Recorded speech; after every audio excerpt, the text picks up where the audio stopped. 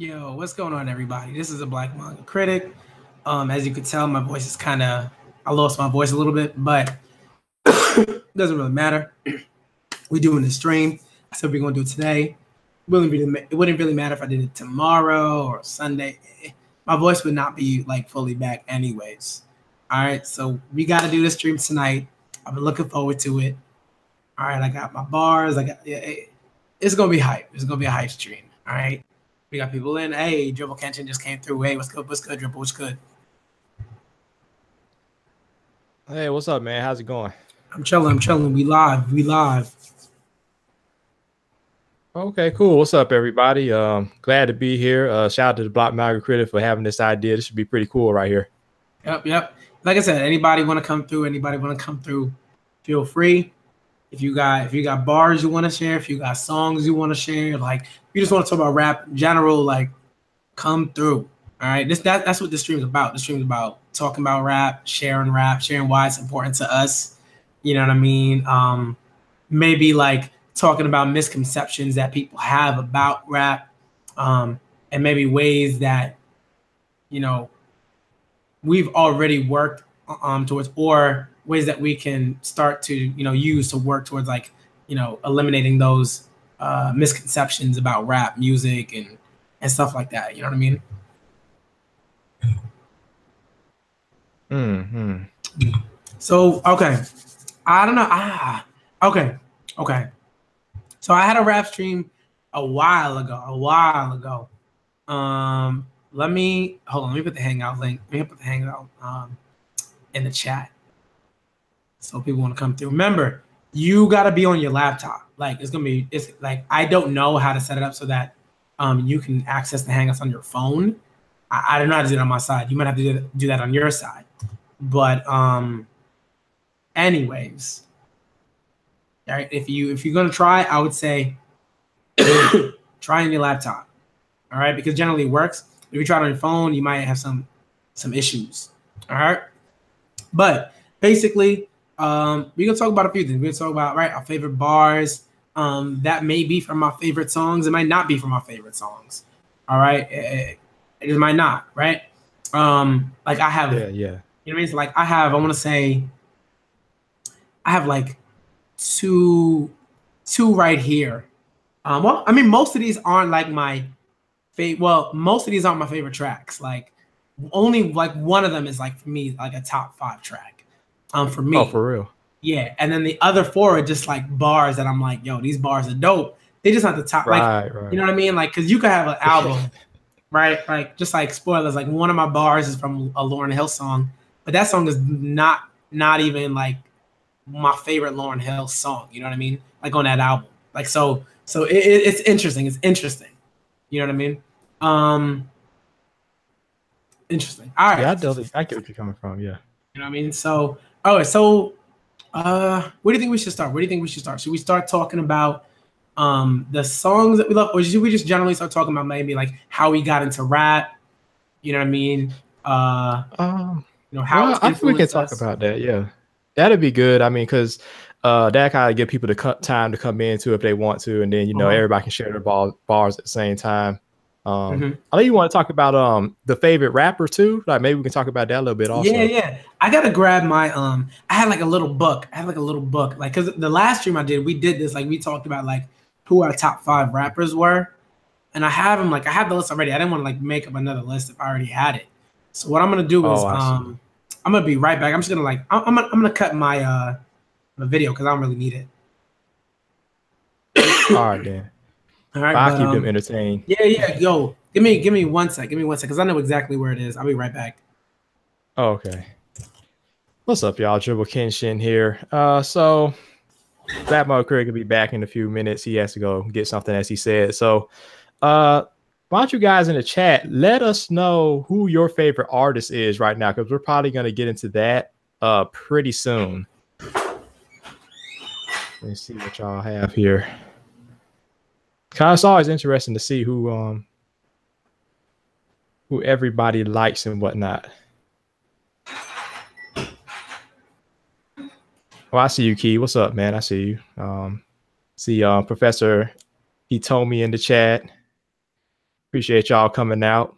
Hopefully some more people to show up here. We got 5 people watching. That's what's up.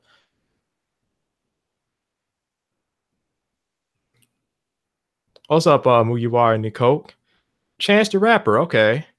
You know, I've heard that a lot of people like Chance the Rapper, but I haven't really given him a chance like that. It's not because I dislike him. You know, it's just I just haven't given him a chance yet. But no pun intended. Oh my goodness, I just realized what I was saying. But yeah, I mean, I like some of his songs. I haven't heard that many, but I might have to give him a try. Let's see, Key says Tyron and Aomari. You know what? I have never heard of those artists before.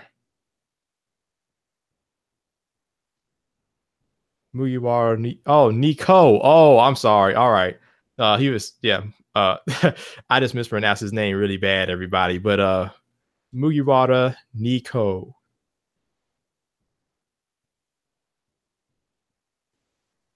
Okay, Mugiwara Nico says my favorite right now is Anonymous. I've never heard of Anonymous as far as as far as like a rapper or an artist. I've never heard of them, so excuse my ignorance for that. Key says listen to Airplane Mode and All We Are. Okay, yeah, I can try and do that. What kind of music is that? More of is it more traditional hip hop, or is it more kind of like abstract, like kind of like Kid Cudi type of music, as far as like, you know, kind of out there and trippy kind of vibes, or is it more like, you know, New York type stuff where it's real stacked and steady, or what is it like? Let's see here. Key says, who's your favorite artist? Who's your favorite? Well, we're gonna get into that, man. I don't want to ruin it now, especially not when you know, BMC is not here yet. You know, we're gonna get into it, and hopefully some more people to get into you know, this call and whatnot we can talk about. But we're really waiting for BMC to come back. You know, I'm just entertaining y'all for a few minutes. Key says that it's neo hip hop. Okay. So it's like, okay. So he's saying it's kind of like, I guess it's kind of like Kid Cudi and whatnot. Okay, that's cool. Like kind of the new school kind of flavor, you know. Okay, I can mess with that. Yeah. What's up, BMC, you're back. Yeah, okay, yeah. Got my book. All right. So what I miss? Not too much. I was just asking the chat to tell us who their favorite artists were right now and stuff. You know, in the meantime, before we get into ours. So people said Tyrone and Aomari, Anonymous, Chance the Rapper. You know, some of those people I know, some of I do not know. Have you heard of any of those people? I would say the only one I haven't heard of is Anonymous. I haven't heard of Anonymous, but I heard the others. The others I've heard of. Oh. Man, I'm behind, man. Like, I need to get it. And it's tough. It's like, you know, because there's so many. There are like so many rappers, right? Like it's. I think, and especially like if you follow like, if you just follow like any like underground like stuff, like it's hard. Like it's really hard to follow stuff. Generally, I only like sort of follow stuff from like word of mouth. So if I hear about someone, then I'll be like, okay, I'm gonna go check them out. But I try not to do like too much work in that way, because like I have so much other stuff that I have to do and so much other music. Right. Like it's hard for me to follow like all of those rappers when I'm more so following like R&B artists. Like I love rap, right? Don't get me wrong, but like usually when I follow like music, it tends to be like who are the hot R&B artists, who are the like artists on the low that, you know, might be somewhat successful, but like haven't hit like, you know, a lot of people don't know about because for whatever reason, you know, the music industry doesn't want them to like be the next, you know, Whitney or even a Jennifer Hudson. You know what I mean? Like even that, even at that level. So, you know, rap is even hard. I think rap is even harder to follow. Like it's tough because there's so many rappers. Like there's so many rappers. Oh, it really is, especially in this day and age where pretty much anybody can do it now. I mean, if you got access to the internet, you can pretty much put a song out. So, you know, SoundCloud rappers and things like that. So yeah, it's a lot of saturation, but there are some standouts, you know, every now and then you can definitely hear it. Yep. But Key in the chat, he wants to know my backstory, BMC. Is it okay if I tell him my backstory? The one thing for me is like I like the one reason why I look forward to streams like this and just streams in general is because like they're a great place to like, if you want to be personal, if you want to talk about certain things, like, if you're comfortable talking about it with people, like, then you could do it. You know what I mean? Like for me, at least my like that's my channel is like, if you want to talk about some like personal stuff, you want to talk about like, why you love this thing, or why you love that thing, or whatever, and you want to go to a story, like by all means, go for it. It makes for a better conversation. I feel like when you can do those things in a conversation, like you come out of that conversation like a better person. I think, a bit more open, a bit more whatever. Okay, I feel you on that. I'm going. Key, my mom, she was a sword. My dad was a basketball. That's why I'm dribble Kenshin. You can figure that out on your own. No, I'm kidding. Okay. I'll just actually keep this more toward the rap thing. I'll actually tell my backstory and how I came into hip hop and stuff like that. So growing up, right? I grew up in the 90s, you know what I'm saying? I'm an early 90s kid, you know what I'm saying? So I grew up all through the 90s not listening to rap or hip hop at all.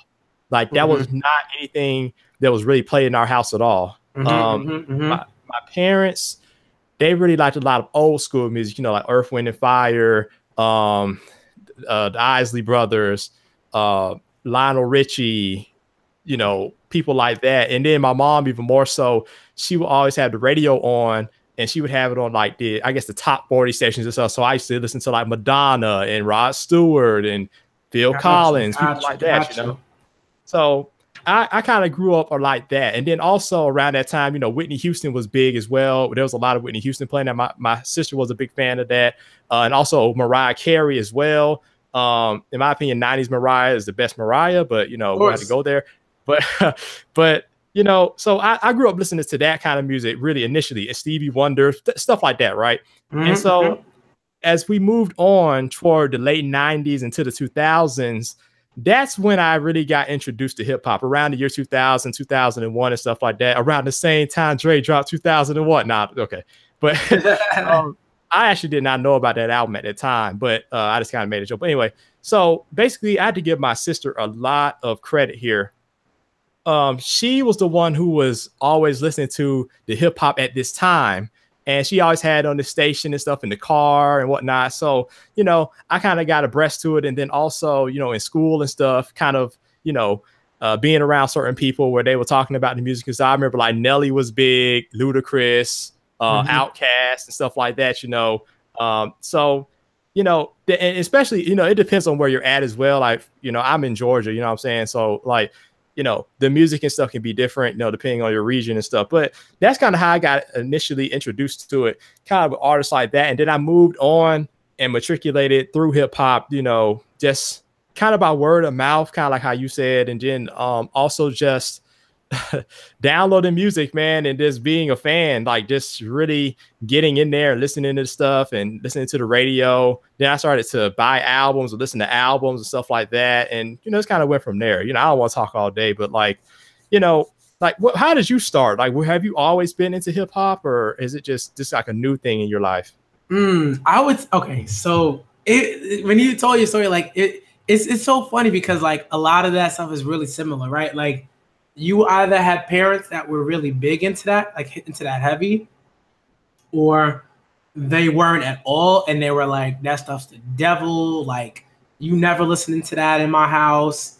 We gonna play, R&B and gospel music and like light Christian, like, hymns or whatever. You know what I mean? Like that was it for me. Like for me, it was like my parents were like, and they still are like heavy like Christian, heavy Christians, so they always played like old school, like Kiss FM was always on, you know what I mean? Like they always play like certain radio stations.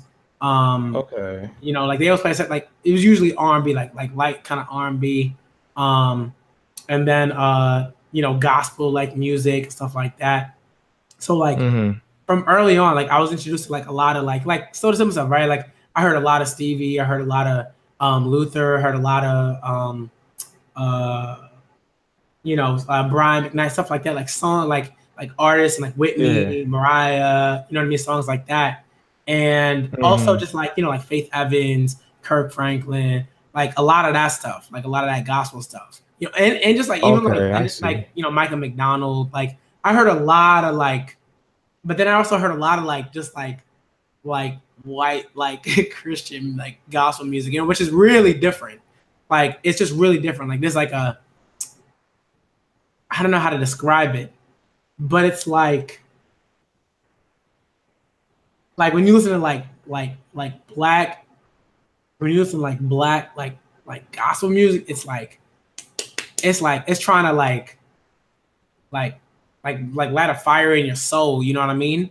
And like you're saying it's more energetic. Yeah, it's like it's different, and like when you see like sort of like white like sort of artists like in that sense, excuse me, it's much more like chill, just a little bit of like, but it's much more like chill, stuff like I don't know, but I listened to a lot of that stuff when I was like little, like when I was like 7, 8, 6, and then like once I hit a certain age, once I hit like like 9, and then once I hit like 5th grade, and once I hit like 10, like then it was like music, like just like an explosion of music.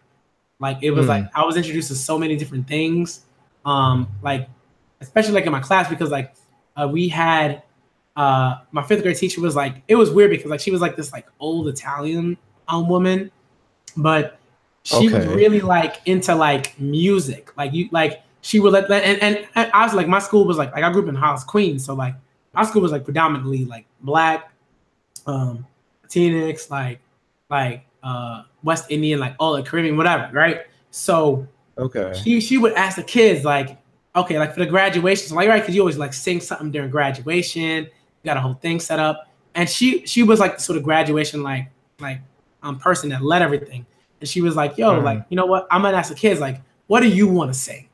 Like, what do you want to sing? Like, what music do you like?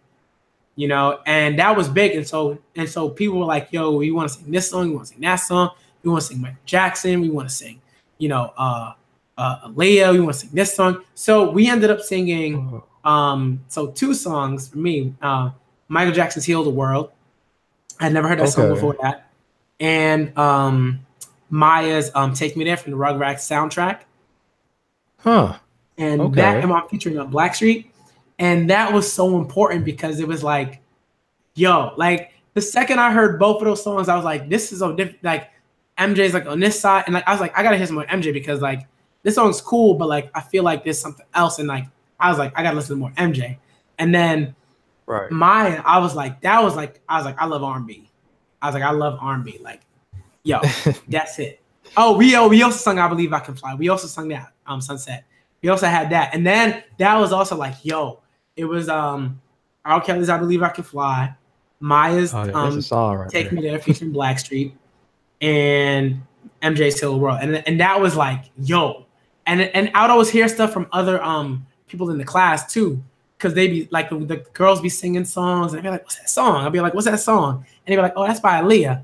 Oh, that's by this other artist. Oh, that's by Mariah. That's by Whitney. Or that's by Brandy and Monica. And like, that's how I was introduced to like all of this music.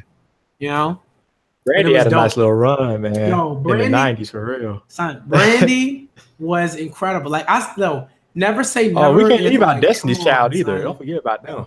Destiny's Child was dope. TLC had some nice songs. Like, there were a lot of nice groups in the 90s for sure. Like as far as R&B is concerned. Yeah. In terms of rap, like I didn't listen to rap much at that point. And I think the only rap I ever heard at that point was like DMX. And I was like, yeah, it's okay, but I prefer TLC's No Scrubs to like no. I remember DMX came out like something like No Pigeons, and it was like this like reaction to like TLC's No Scrubs, I believe, and like all the dudes is like, oh, I like this more, and I was like, no, I'm rocking with TLC, like, because that song was dope. Like it's still like a dope track. So Sure. I got into rap like in like middle school. Middle school was really like when like I started getting into rap. I listened to a lot of 50. I listened to a lot of not 50. I listened to a lot of Eminem, a lot of Nas, Jay, Hmm. Redman. I listened to a lot of Redman. I remember like my brother, he You're had bringing gotten back like memories now. yeah. You know, I listened to a lot of that Yeah. stuff. And like my brother like he would have his friend would like burn CDs or whatever. Hmm. In like seventh, eighth grade, and like he'd bring home like all these CDs, and he had to hide them, but like he'd bring home all these CDs and we play them on a CD player, like just like the old CD player that we had, and he just played and we played them, and we had these rickety headphones, these rickety ass headphones, and we used to play them. We used to play them, and we wore those headphones out. But that was basically how I got into rap, like early on. And then like I stopped listening to rap for a while and started listening to a lot of punk rock and rock music and stuff like that, alternative music. Hmm. You know, I never left R&B, but I was listening to a lot of that stuff. And then like later on, like when I hit like college is when I really started getting back into rap and like, really looking out for certain artists and stuff like that. Mm. Yeah. Huh. That's interesting because that reminded me of some things because that's kind of honestly it was kind of very close to middle school for me. I remember I was like 9 years old is when I really started to get into rapping, especially probably 10 years old, even more so. Cause I remember when Eminem was like really hot back then. This is around the year 2000, 2001, like I said. And Eminem had, hi, my name is, and then he had cleaning out my closet. That was really big back then too. Yeah. Unless I'm getting my years mixed up, but I'm pretty sure that was out there. But Eminem was definitely, more of a hardcore person I would listen to back in those days. But I'll tell you what really, really got me into hip hop as far as like rap and it's more hardcore type of stuff. BMC is around 2003. Little rapper by the name of 50 Cent dropped an album called Get Rich or Die Trying. Facts and though. Man, Facts. I mean, yeah, after that, I think that is when I really took a hold of hip hop and really wanted to get more of it. Because that album, I really enjoyed that album back then. Like all my friends were listening to it. We were almost analyzing the stuff too. Like, it was really fun. It was a nice time. That album, and I think hip hop heads, rap heads, like understand the just how important that album was and how like incredibly popular it was and how well it did. Like it really bogs my mind because like he really came out of nowhere. Like to me, you know what I mean? Excuse me. Like if you were like a little kid or you were in like I was in high school at the time when 50 came out with Get Rich or Die Trying. I feel like I was in like it was like my sophomore year. And I remember like, I remember like I was in art class. I was in art class. And the teacher could not get like this one kid to stop blasting 50 in the classroom. Like it was ridiculous. I was like, this guy wilding. But it was like, but I'm vibing with it. Like I was like, I love this album. Like I listened to it all the time. And then what was the second album? Can't remember. I don't know why. Like I should What, from 50? Yeah. It was oh goodness. Now I'm drawing a blank. I don't know why. I know it. I just can't think right now. I'm looking up. Oh no. Hold on. Nah, it is Get Rich or Die Trying. Because I like, yeah. I remember I played Patiently Waiting with 50 featuring Eminem. Oh, love that song, bro.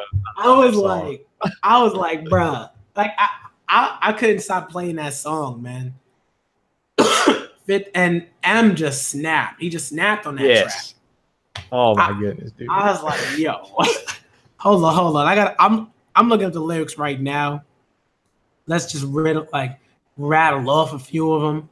from 50, because my goodness, I'm not 50, from M. Like I was like, this dude, like is for real. He said, they think they crazy, but they ain't crazy. Let's face it. Shit, basically they just playing sick. They ain't shit. They ain't saying shit. Spraying 50. A to the K, get in the way. I bring Dre in with me. Yo, turn this day in, ma'am. You staying with me? Like, come on, man. And he just kept going. Don't let me lose you. I'm not trying to confuse you. With this Uzi and this shoot through your Mazuzu.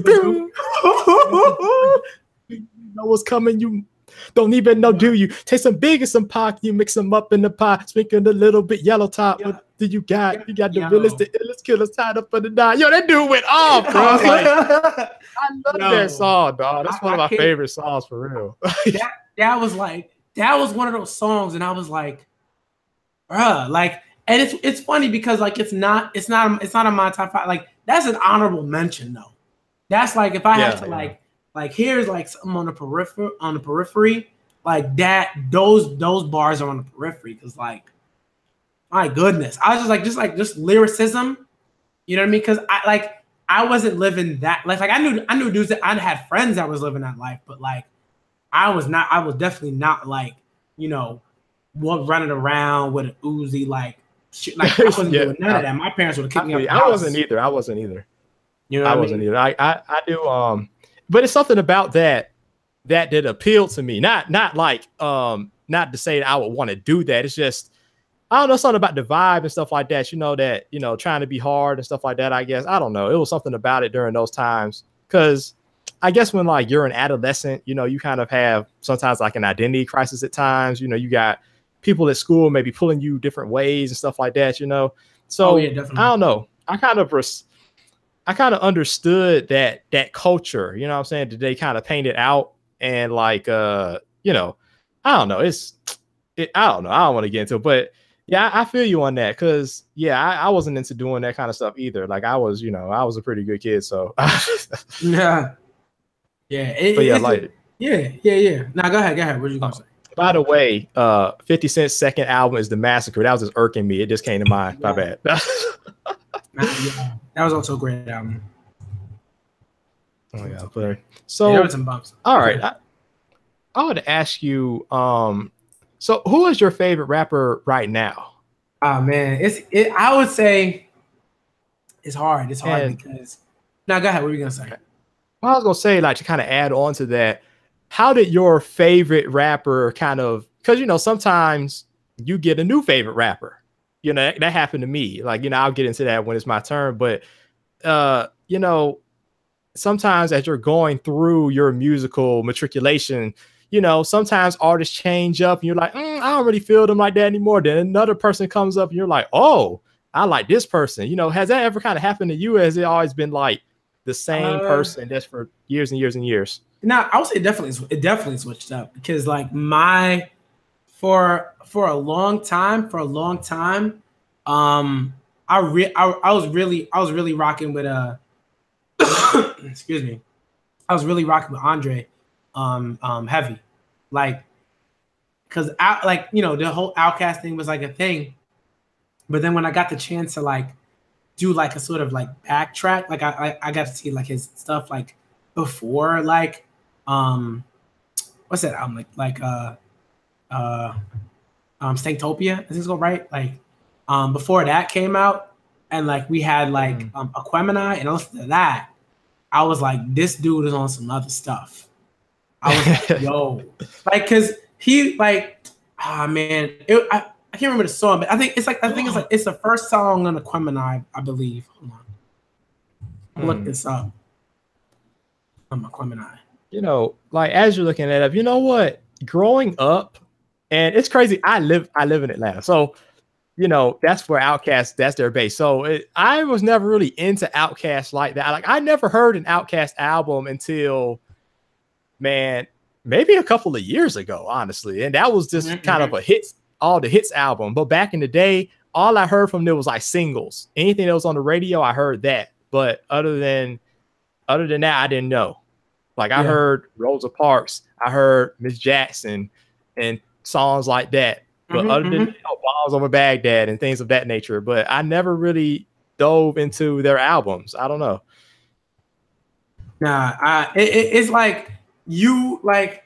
I mean, like when you listen to the albums, because I think like a lot of people like when you tell people that Andre 2000 is like a dope lyricist, they might look at you funny because they never listen. They haven't done that listening. Like they haven't really looked into like the catalog. They haven't listened to AT Aliens. Like they haven't listened to Aquemini. Like so, what happens is they're like, oh, some of them would say like Big Boy is a better lyricist than Andre, which is like blasphemy. Even though Big Boy's dope, right? But Andre is just like he was doing stuff. He was like you could tell he was like clearly like on something else. Like at the time, like he was kind of like, to me, he was like kind of like ahead of like where a lot of people were. You know what I mean? Just dope stuff. So for a long time, I was like, yo, this guy's incredible. And then I listened to the Roots, and that was it. And that was it. Like I was like, my goodness. Like I listened to Things Fall Apart, and I was like, okay. And I remember the reason why I wanted to listen to Things Fall Apart was because I had heard their song. It was like one of those like super like mainstreamy tracks. I think it was Boom by the Roots from what's that album? I can't help you there, man. I'm just looking I it have up. not really listened to that many Roots stuff. Oh, yo. Now the tipping point, yo. I was listening to Boom. And I was heavy into like B-boy stuff and everything like that. I can't remember. I felt like it was like a movie that it was in or something. And I remember and I remember listening to it and I was like, yo, who is that? Because the rapping was on point and the production was on point. So I was like, who is that? I gotta look that up. And then I found out that it was the Roots. And then I listened to the tip point. I was like, yo, this album's fire. Then I went back and I was like, I gotta listen to some more stuff. So like, I guess people like most sort of critically acclaimed album for the Roots is Things Fall Apart. And I was like, oh, okay, let's check it out. Because like I had read Things Fall Apart, right? I had read that book. So I was like, okay, like this like clearly these are like dudes that read books. You know what I mean? So like that like compounded my interest because I was like, yo, I gotta see what this is about. So I listened to that and I was like, my goodness. Like Things Fall Apart is dope. Every Roots album is dope. I've never listened to one that was like trash. I haven't listened to a trash Roots album yet. Like I haven't, because they always change their sound. Like their sound is always different. Excuse me. Go ahead. Oh man, I understand what you mean. Like I'll get into that as I kind of go through my favorite rapper matriculation. Like, okay, so as far as my favorites, I wouldn't say I had a favorite until probably around 50 Cent. Like I liked Ludacris, but I wouldn't say he was one of my favorite rappers back then. It was just more I liked a lot of stuff that was playing on the radio back then. Now I'm just kind of a fan of the overall music. But when Get Rich or Die Trying came out, I was definitely a 50 Cent fan for a long time. And then I can't remember when this happened, but I know I started liking The Game at one point too, because the documentary is one of my favorite albums of all time. I know it came out in 2005. Oh yeah. So I really love that album. Yeah, that really stuff. Yeah, go ahead.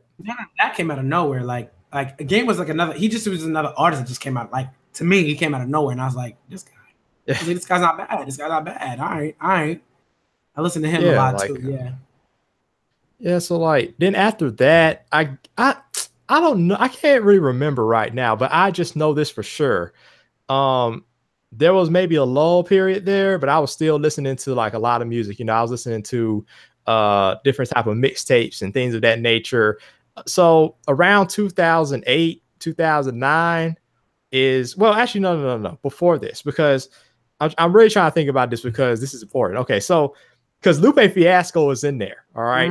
Because I remember I had a classmate we were in the same class, and that's why we're classmates. And he kept on telling me about, oh, Lupe Fiasco, he's so good, he's this, I'm gonna go see him in concert, blah blah blah. And this is around the time when the Cool was about to drop, or had just dropped. It was like a new thing. And the only thing I heard from Lupe was like Kick Push. I'm like, I don't really like that song like that. He's like, oh no, he just kept on talking about it. So eventually I heard the Cool, and I was like, yo, this is nice, you know? Yeah.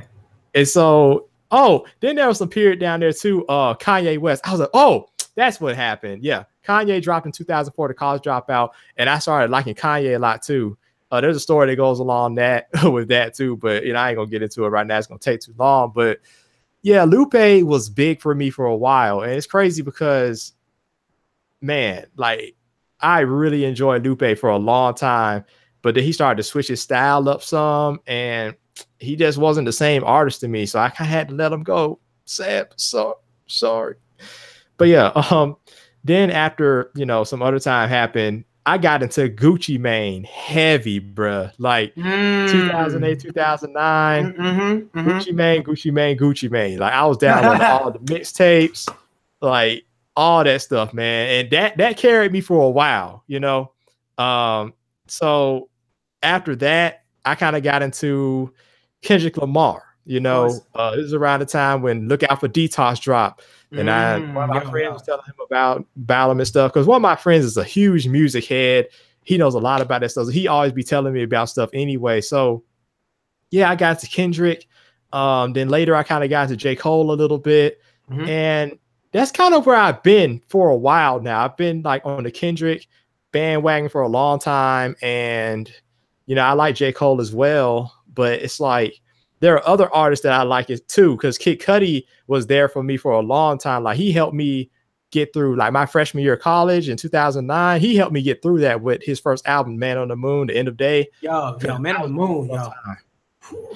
Like I love those projects, man. Those first two Man on the Moon projects, like, especially the first one. But that's kind of how it went for me, man. That's how things kind of went for me as far as who I was listening to and stuff like that.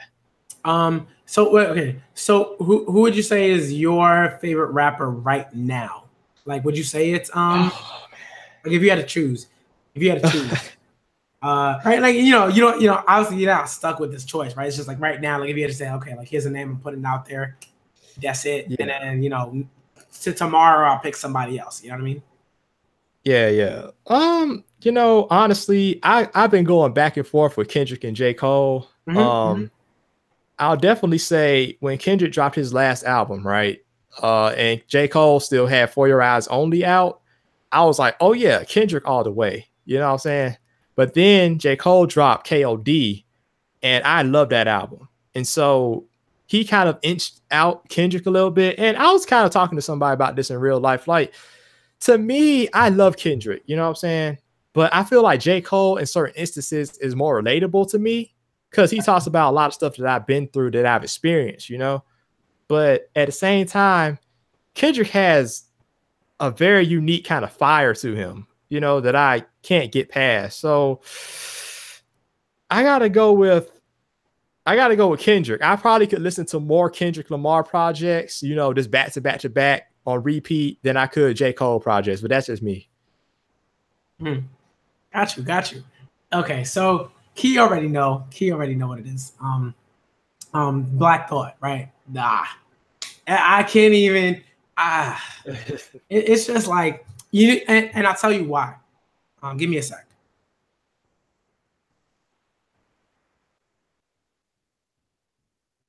So for me, it was really important, and a lot of my favorite artists, rappers, right? Like a lot of my favorite rappers are like those ones who like really like to me it's like, yo, this like this dude or this woman or this person or whatever, like they're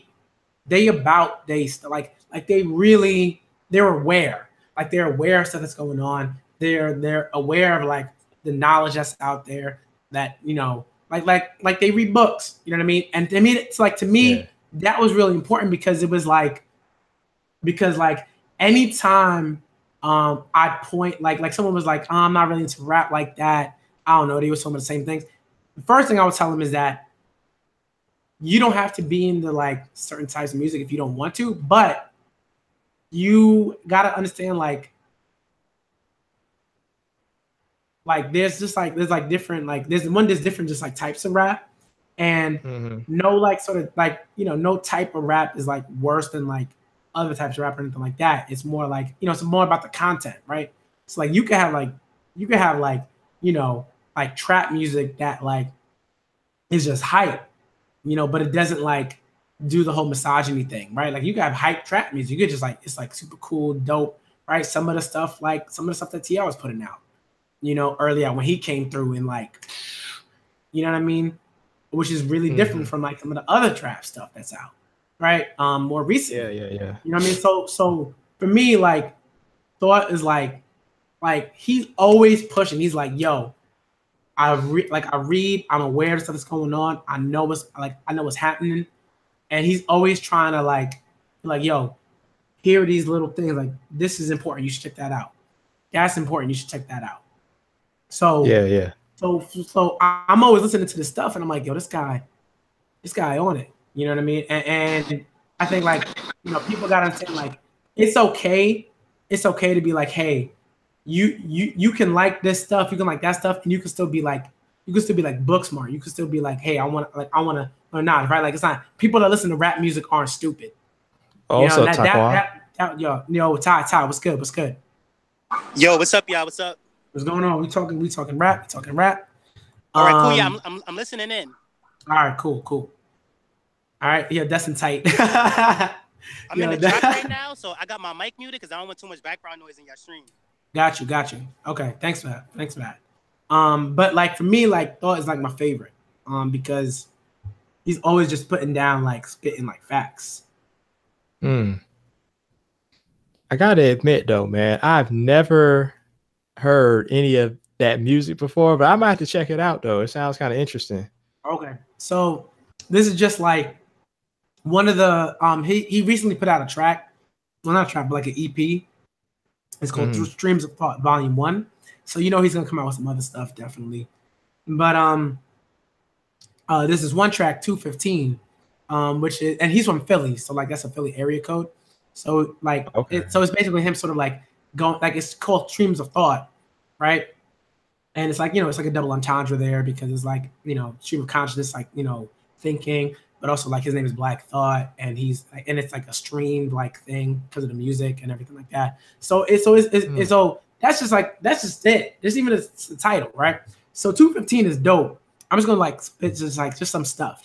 So let me not do misrepresent the thought. But let me see. Let's see. Oh, okay. So for badass kids in a laundromat folding a load, well, lo and behold, a whole nother fork in the road. The wish for them is that the truth is eventually told. Out on the corner where whatever you can sell is sold. I heard murder ran as fast as deserted land. Since back when Burning Man was blacks in Birmingham before the presidential election diversion scam. Like this is like basic. I like that. That's basic for him. Like he just be doing that. You know what I mean? He just be doing that. And to me, that's like, yo, like, because you can, right? It's like you can talk about things, and that's not to say like all music has to do that. Because I don't believe that. Because like you can have music and it's just like, hey, we just trying to chill, we just trying to get lit, we trying to get hype, we trying to have a good time, right? Right, sure. And I'm like, that's cool. Like if you're an artist and that's what you do, and maybe like a couple of times you try to talk about stuff, like that's cool with me. It's cool with me. But like I know like if I'm coming with a thought, like I know I'm gonna see that stuff. I'm gonna like think about things. I'm gonna be a bit more informed if I wasn't. It's just like it's just dope stuff. And the music's always on point. Yeah, I had to try and check them out then, because that sounds pretty nice. And so like the best one, like that's like a dope one. And that's like, to me, that's an honorable mention because I have another verse from him from another album called Game Theory. And I'll tell you about like in a bit. But like, you know, that like he's my favorite because like I listened to him and I was like, yo, and I came onto the Roots, like right, and I was like, all right, I'm good. Like, and then I just kept like really just searching for music that was kind of similar and did certain things, and that's really how I got into like Mos Def, Talib Kweli, you know, just like artists like that who did stuff like who doing like, you know, that really like, you know, Common, like stuff like that, who just, you know, Lauren, you know what I mean, who would just like Lauryn Hill, right, Jean Grey, like stuff like that, who would just, you know, doing that stuff. That doesn't mean that I don't love like the other stuff. Like I remember I was a hater of the Migos, and now I'm like, yo, like did that, yo, like Migos though.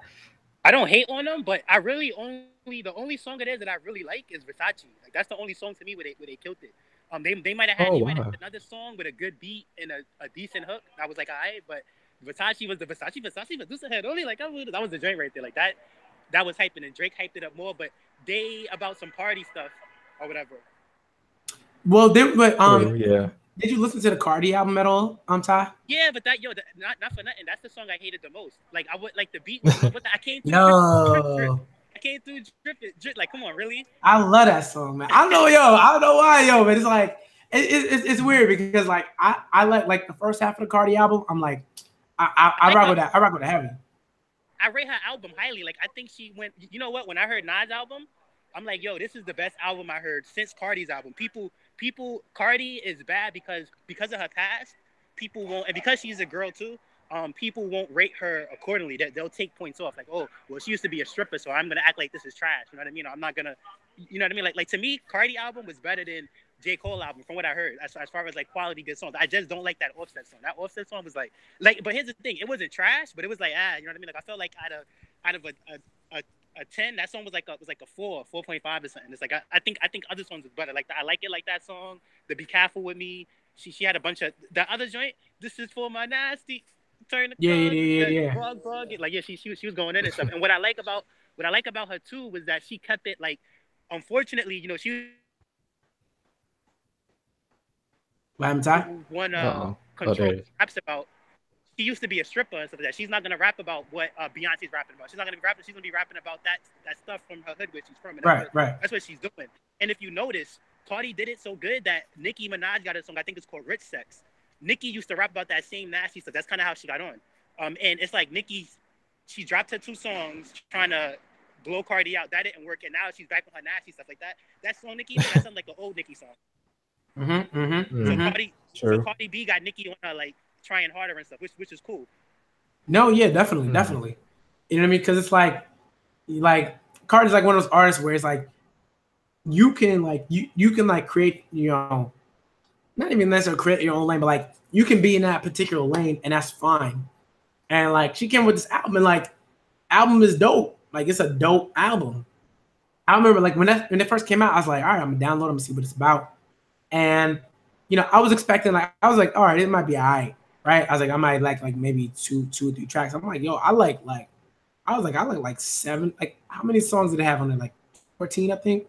Yeah, like 14. I was like half the album. Yeah. I like that whole joint because everything like the Migos song I like the least, but like I said, I can't say it's trash. It's just that maybe like that wasn't for me or whatever. But everything sounded good. Another thing too is that like if you didn't notice that like Cardi's deal right now is better than Nicki. It's better than the deal Nicki first came out. So he's kind of more popping than Nicki is right now. So she got the best producer. She has a lot of she had a lot of resources to make that album dope, and they paid off and it's dope. And not for nothing too. Another thing with Cardi is that I wasn't expecting all of that. I thought that she would have Bodak Yellow, maybe one of the hot song, and that was it. But she outdid herself. J. Cole even said, he was like, yo, like that's it, you won. Even if you never drop another banger again, like like you got your record deal, you won. No, facts. Cause you could tell like it's like there's certain people that like when they get that, you already know that they're gonna maintain like the cash flow that they have. You know what I mean? Like Cardi, one of those people like just works extremely hard. Like I've never seen anybody look at Cardi and be like, oh, Cardi didn't work like that hard. And if they are saying that, they don't know what they're talking about. Like they don't. You know what I mean? True. That's one of that's one of the other dope things is that like I didn't really like that at first. I didn't like the these is red bottom, these is like I didn't like that song, but this Right, year's right. like I dropped 2 mixtape back to back. I'm like, all right, she got it. That's Like facts, though. Nicki ain't dropped no back to back albums. True. Mixtapes. You know what I mean? Yo, okay. So Ty, can you maybe can you like, you know, sort of like tell the stream about like what's kind of like your like background, like how did you get into like rap music? Like what's sort of like your earliest memories of like, you know, listening to like a song or an album or whatever and stuff like that. So my earliest memories of that type of stuff was that I got 3 older sisters.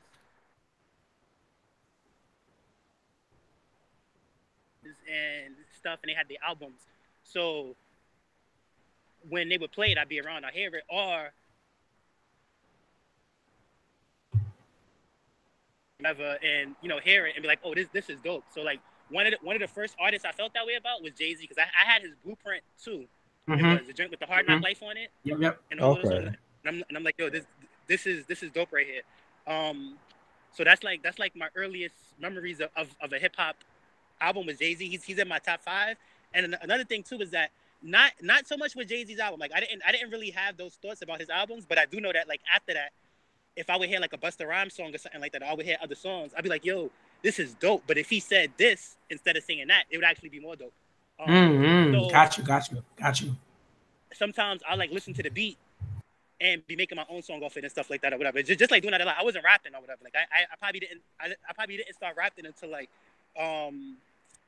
middle school. Like I had the skills to rap because I've been you know doing it in my head and stuff ever since I was younger. But in middle school, people started freestyling and all that stuff, and I was good at it. So then I just kept it up after that.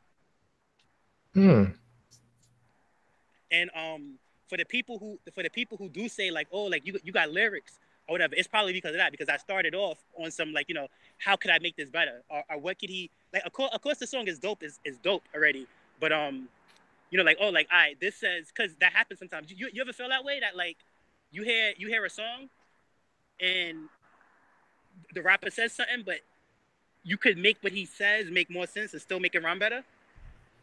Yeah, I've experienced that before. Yeah. Especially like with some artists, you may hear like some stammers and stuff here and there. Like they kind of go off beat for a little bit. I'd be like, they could have said it like this, or maybe taken out that word and made it flow a little better. Yeah, I definitely, yeah. Okay.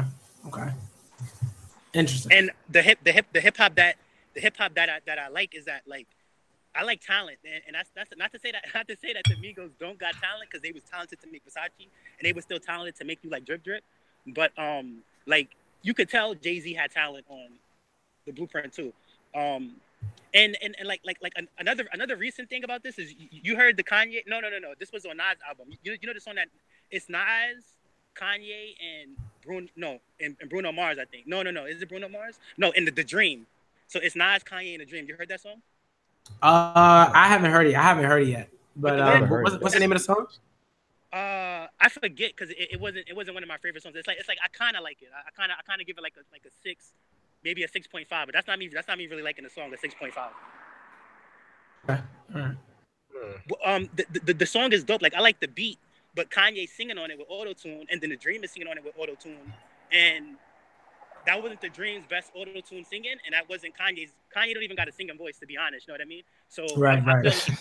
I feel like the lyrics was dope, the flow was dope, but maybe like I know he's dead, but Michael Jackson should have sung that hook, or Bruno Mars should have sung that hook, or The Weeknd should have sung that hook, and it would have been crazy dope. Like just like adding different improvements to it. Yeah, and it's always weird, like when you have like it's always weird when you have like a R&B artist who like uses like auto tune like for the entire like vocals. I'm like, yo, like you're supposed to be a singer, bro. You know what I mean? Like why you hiding? You know? Why you hide behind the tune? Right? Like, that's weird. I used auto tune before, but every time I use auto tune, I used it joking around, and it's kind of like how you know T.I. you could do whatever you like or something. That song that you could have whatever you like. I'm a T.I. Oh yeah. Where like he's Yeah. pretty much talking, he's not singing. Right. I like auto-tune like that for myself. I hate when people use auto-tune. And well, Drake did it. Drake was able to do it without it being obvious. But I hate when people use auto-tune. And Kanye's one of them. Just because he overuses it too. At first, it wasn't a problem, but he's been using auto-tune since 808s and Heartbreak and never stopped using it. I think people says his best auto-tune joint is the I Put On remix. Oh, that was nice. Yeah.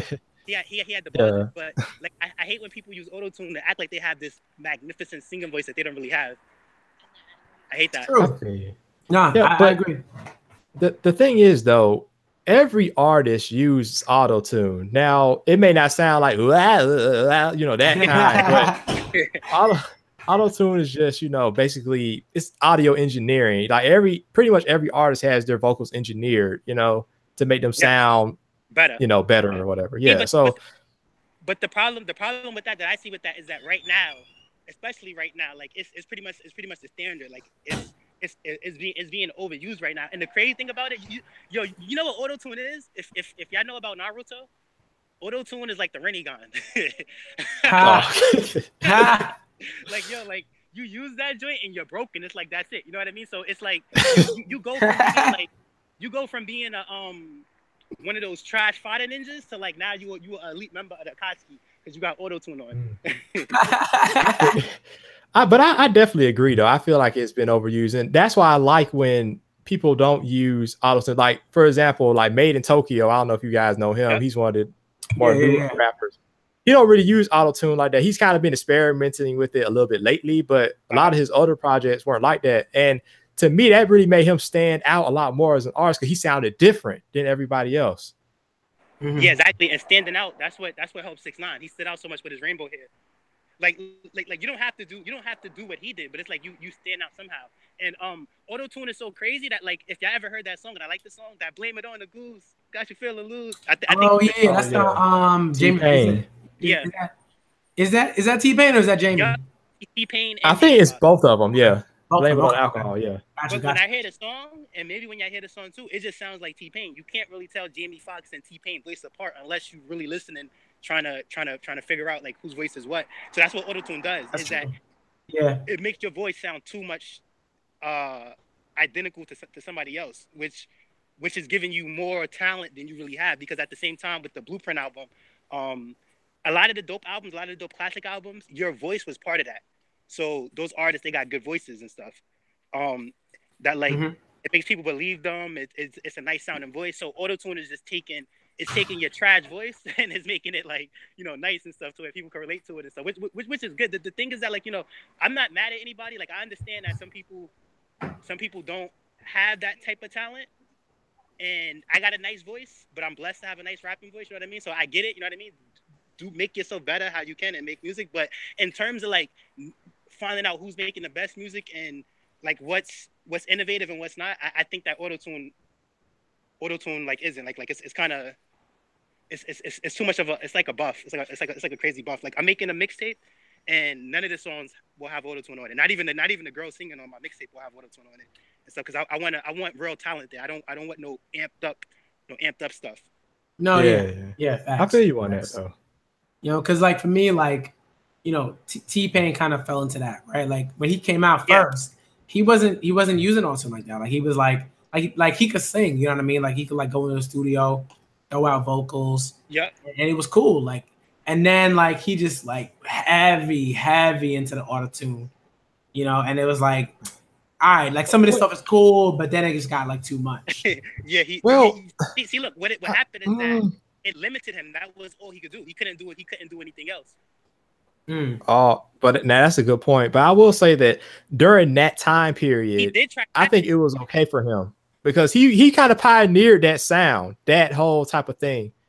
I mean, as far as like in the modern era, because nobody was really doing that before him, and then a lot of people started copying him, and that's especially I remember this one artist. you know, everybody knows Lil Wayne. He started doing that, so you know that let me like a you know. He started doing the auto tune stuff, and that made me kind of not like Lil Wayne because Lil Wayne always had his own style. And I'm like, bro, I don't like that he's copying this man right now. So that kind of, you know, I was kind of away from Lil Wayne for a few years because of that. But you know, anyways. Got you. Yeah, that's true. The other thing too is that I feel like T-Pain he's a hater because he was complaining that Future was using autotune, which he probably was, but he said Future was using it wrong. So he was like, everybody using autotune now, and Future I don't think he didn't name drop Future name, maybe he did, but he said that like he's not even making it in the right key. He's just using it. But it's like, yo, why do you, if he has his own thing going on, why do you care? You know what I mean? Like And the crazy thing about that is that I'm pretty sure that like after what people don't realize is that if you're trying to diss somebody and stuff, when you do that, Future was probably like, what? I'm using it wrong. Yo, engineer guy, I'm using the autotune wrong. Oh yeah, you are actually, and it made Future stuff better. Like Future been killing it, ever since that fight with T-Pain. So I think T-Pain hate made Future better. It's like he's using it right now. Oh, you know? Like, so like that hate and stuff don't pay off. Gotcha. Oh man. All right, so maybe we could do is get into like whatchamacallit. Maybe we could get into like our like the bars that we have, and we can say like okay, like right, we get into the bars, mention the song, and the album that song is from. If I dip some, my phone is on like 10%, and when I get home, I'll join back. Yeah, sure. Go for it. All right, cool. And like. All right, so I only mentioned like I already mentioned a couple, right? But I have like I've been waiting for this moment, BMC. Yo, for real. I've got 5 lines here. Hold on, let me pull up. I gotta pull up the other one. I gotta pull up one more. Okay, I got it. All right. So we got. So I'm gonna mention. So I'm gonna mention one.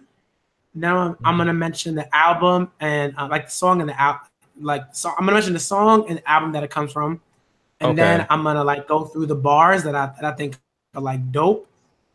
And it doesn't matter how long it is. You know what I mean? It could be like a verse. If it's a verse, you could mention a verse, right? Oh, okay, that's fine. If you want to do that. That's kind of how mine is. I got a verse, and then some of it's like part of a verse, you know, kind of thing. Yeah. Cool. So we sharing like lines from dope verses. Yeah, like much. Some of our favorite ones that we got. Yeah, if you want to do the whole verse, you could do the whole verse. If you want to just do like part of it, just like a bar, got it. 2 bars, like you could do that. That's fine. All right. So like I listed 5 because I was like 5 is like a good number. You know, it's a nice round number. And so like the first one I'm gonna mention is whatchamacallit. Yeah, the first one I'm gonna mention is Lauryn Hill's the Lauryn Hill bar. And this is from Everything is Everything from, of course, the Miseducation of Lauryn Hill. Like that album to me is like perfect. I don't know how you make that album better. I really don't. I wouldn't touch anything on there. It's just incredible. So I'm gonna go with all right. So this is from the second verse. All right. If you want to pull it up, you can pull it up. If you can pull it up, you can pull it up. So you can sort of follow along if you want to do that. But it's Everything is Everything from Lauryn Hill's Miseducation of Lauryn Hill. All right. So it says, our philosophy possibly speak tongues, beat drum, Abyssinian, street Baptist, rap this fine linen from the beginning. My practice extending across the atlas. I begat this, flipping in the ghetto on a dirty mattress. You can't match this rapper / actress. More powerful than 2 Cleopatras. Bomb graffiti on the tomb of Nefertiti. MCs ain't ready to take it to the Serengeti. My rhymes is heavy like the mama sister Betty. El Shabazz. El Boogie spars with stars and constellations. Then came down for a little conversation. Adjacent to the king. Fear no human being. Roll with the cherubims and to Nassau Coliseum. Now hear this mixture will hip hop meet scripture. Develop the negative into a positive picture. Like that's And then the chorus comes in. Come on, y'all. That was that is like, nice. Yeah. I was like, Lauryn Hill. Yeah, that was fire. I was like, Lauryn Hill got bars. Like that's why. Go ahead. Thing too is, I know I said that like I be listening to stuff trying to make it better, but you don't do that to that type of stuff. Not like that type of stuff. Like you know when it's like it's finessed already, and they bodied that joint. You know what I mean? It was really good. I was like, good rhyme structure too, yo. Yep. Like I was looking at the lyrics, a really good rhyme structure too, real tight, solid, very good. I remember hearing that, and I was like, yo. And the first time I listened to that Lauryn Hill album, I remember I was like, man, I need some music. I just need some music to jam to. I hadn't listened to anybody. And I had listened to I just watched Sister Act 2 the first time, and I was like, yo, this like Lauryn Hill is incredible. And then I was like, all right, I gotta find some more music. And then I realized, oh man, that's all the she got. But it's enough. Cause like that album is like, it's just fire. And I listened to that and I was like, yo. So that's my first one. She rhymed mattress, actress, Cleopatra's. Like that's fire, bro. Like the words like that's nice. A little bit of it reminded me of Eminem's rap. So I don't know who's came out first. The mumble, he'd be like, you walking home, your palms are sweaty, your palm on your sweater ready, your mom's spaghetti. It was something you said that sounded like it was something like that. Something like that you said in her verse. Yeah, I feel you on that. Yeah. I feel you on that. Yeah. But that's probably what he did. That's what people do. Is that he probably like that and just incorporated it into his a bit. Bro, I mean, like that's the thing. Like that to me, like artists can take from other artists. Like I think like that's like you. I feel like you kind of have to do that in some ways, like to grow. And even if like you might not even know that you're doing it. Yeah. Hold on. All right, Dribble. You up? Okay, so I don't want y'all to get like some of these are not that most lyrical. I just like the flow sometimes, and some of it's really witty. Like when you really look at it. But this song here. It's a Gucci Mane song called 30 Bricks. It's off of Chicken Talk 2, I think is the mixtape. So there are actually no lyrics on the internet for this song. All right. Wow. I know because this is like one of my favorite verses right here. I just know the whole thing. So I'm about to do it for y'all real quick. All right. So let's get it. He said, Gucci Mane, I'm richer than a Forbes. Every time I whip it, man, it's gourmet. Playmaker, you can call me Irvin. Go, got that washing powder, ain't talking detergent. I got them college grades, but Gucci not a farmer. But I got 2,000 marijuana. Emmitt Smith, the deuce is the number. 30 bricks in my all-white Hummer. Yeah, that's what like that joke. This I don't know. It's sort of the way he wrote the beat, the way his flow was. And then the witty wordplay, like, this is like trap music. He's talking about drugs and stuff like that. He got the collard greens and marijuana, like all that stuff. That just set it off to me. I don't know. Yo, facts. Yo, that reminds me of is like, there was a verse, and I remember because like I had never like I hadn't really gotten into 2 Chainz like that at all. And I remember listening to Chance, that song that blew up, Chance's song off of Coloring Book. I forgot which song. It's like the one with Chance featuring Lil Wayne and 2 Chainz. What's the name of that song, man? It's huge. It was a huge song. Like it's all over the radio. He was on Ellen. He was on Ellen with that song. Hold on. Was it? It wasn't No Problem, was it? Yes, No Problem. Yeah, it was No Problem. Oh, okay. 2 Chainz. Hold on. This is an honorable mention. I gotta pull this up. Hold on. I gotta pull up them lyrics. 2 Chainz low-key has some bars though. Like he really be going in sometimes. I guess when he feels like it. Bro. And hold on, I gotta put this out. Yeah. We might just be sharing bars like the whole time. Now that Gucci stuff, like that was some hype stuff. Like you know what I mean? Right? You can tell it was lit. Yeah, like it was yo. That was hype. I gotta get away from this highway. So I could drop some bars. Yo, for real. Whenever. This is gonna be going on for a while. I got you, but hold on. Go ahead. All right, let me just practice this. This ain't easy, y'all. This ain't easy. Let me practice this with that. Hold on. Give me a minute. Okay.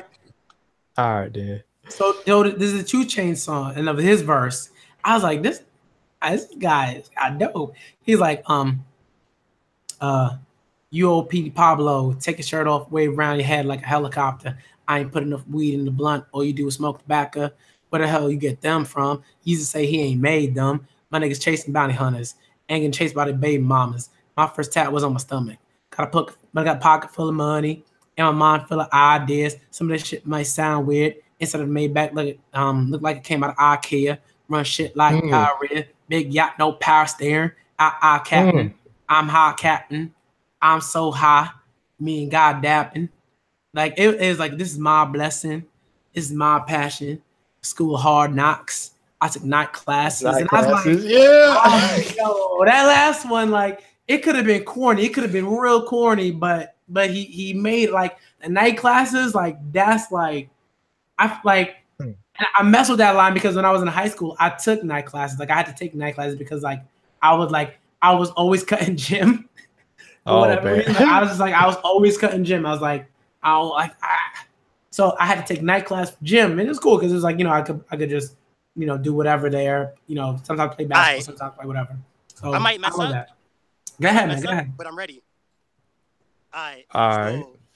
So, y'all know who this is. All right, let's go. Because I'm feeling like I'm running. I'm feeling like I got to get away. But I know that I don't, and I won't ever stop because I got to win every day. See, they don't really want to pop me. Just know that you can never stop me. And I know that I could be a little cocky.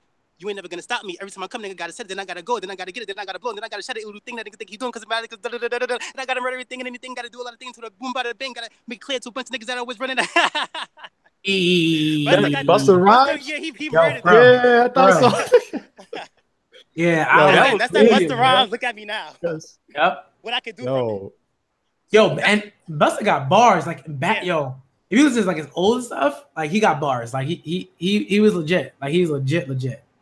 Know what else was dope about that? What I like about that song is I like how Wayne went next and was just like I forget how Wayne starts his verse though, but Wayne was like, I'm gonna do me. He just started went and he's like Wayne went good too. Like he wasn't on no like, all right, I gotta outdo Busta. He started rapping fast too. Wayne just did his own thing. Like facts. And it was cool. Like his verse was cool. All right, hold on. Okay, so we each shared one like particular that's like on our list. Is that one of yours, Ty? Like you want to share that one? Yeah, I want to share. I want to share that one. It's another one. Like I don't know if I really know all his lyrics though. But what I like about Jay-Z is that if y'all noticed, Jay-Z used to be a drug dealer. He says like a lot of other artists used to be, and he raps about it. But it's a big difference with Jay-Z because what Jay-Z does is he never really raps about like I'm selling drugs and I'm getting it. Yo, look at this. Almost every single song Jay-Z got is like it's like it was all good just a week ago. Ready to start snitching, ain't you? Ready to start like he raps about the good, then he raps about the bad. Which keeps it real because a lot of artists they don't do that. They act like you could just sell drugs and your mans will never get shot. Like you'll never get shot. Like you'll never go to jail. Jay-Z keeps it real. Like Jay-Z will be like I remember he got a song with Jeezy and he's rapping about how they was selling drugs and stuff, and then the operation got bigger and he started doing it uptown with his friends. And then he said one of his friends got shot. So they had to go down there, to deal with it. And then he said one of his friends got shot again. And then he was like he's talking about like some real stuff. It's not no like I'm gonna say this to seem cool. It's pretty much like he said when he'd be like, did I tell you to sell drugs? Nah, Hov did that, so you ain't have to go through that. Oh, okay. I like his narrative on that type of stuff because people. A lot of these rap songs, if y'all don't know, like if y'all even the turn up songs, if y'all do what these artists say, y'all will die. You know what I mean? Most likely, you know what I mean. So, especially it increases your chances. Yeah. Where they don't even, it's not really diversified. So like you do what these artists do, like you turn up every night, like what they saying. Like Jadakiss be like, I dance to the Molly music, I don't pop Molly's. And all that gangster stuff, like you do what they tell you to do, and it's not good for your own life anyway. And it's like a Grand Theft Auto type of thing. But like, you play Grand Theft Auto, you shoot anybody you want, you rob anybody you want, but that's a game. You don't put that into your real life and then not expect it to be consequences and stuff. That's very true though. I like Jay-Z's Somehow, Some Way. But matter of fact, I'm gonna look up his lyrics and then I got that. So give me a bit because that song is a good song. Somehow, Some Way. Nice. All right. So, Dribble. So this time I'll let you go first. You can share your next one. And then I'll go. All right, cool.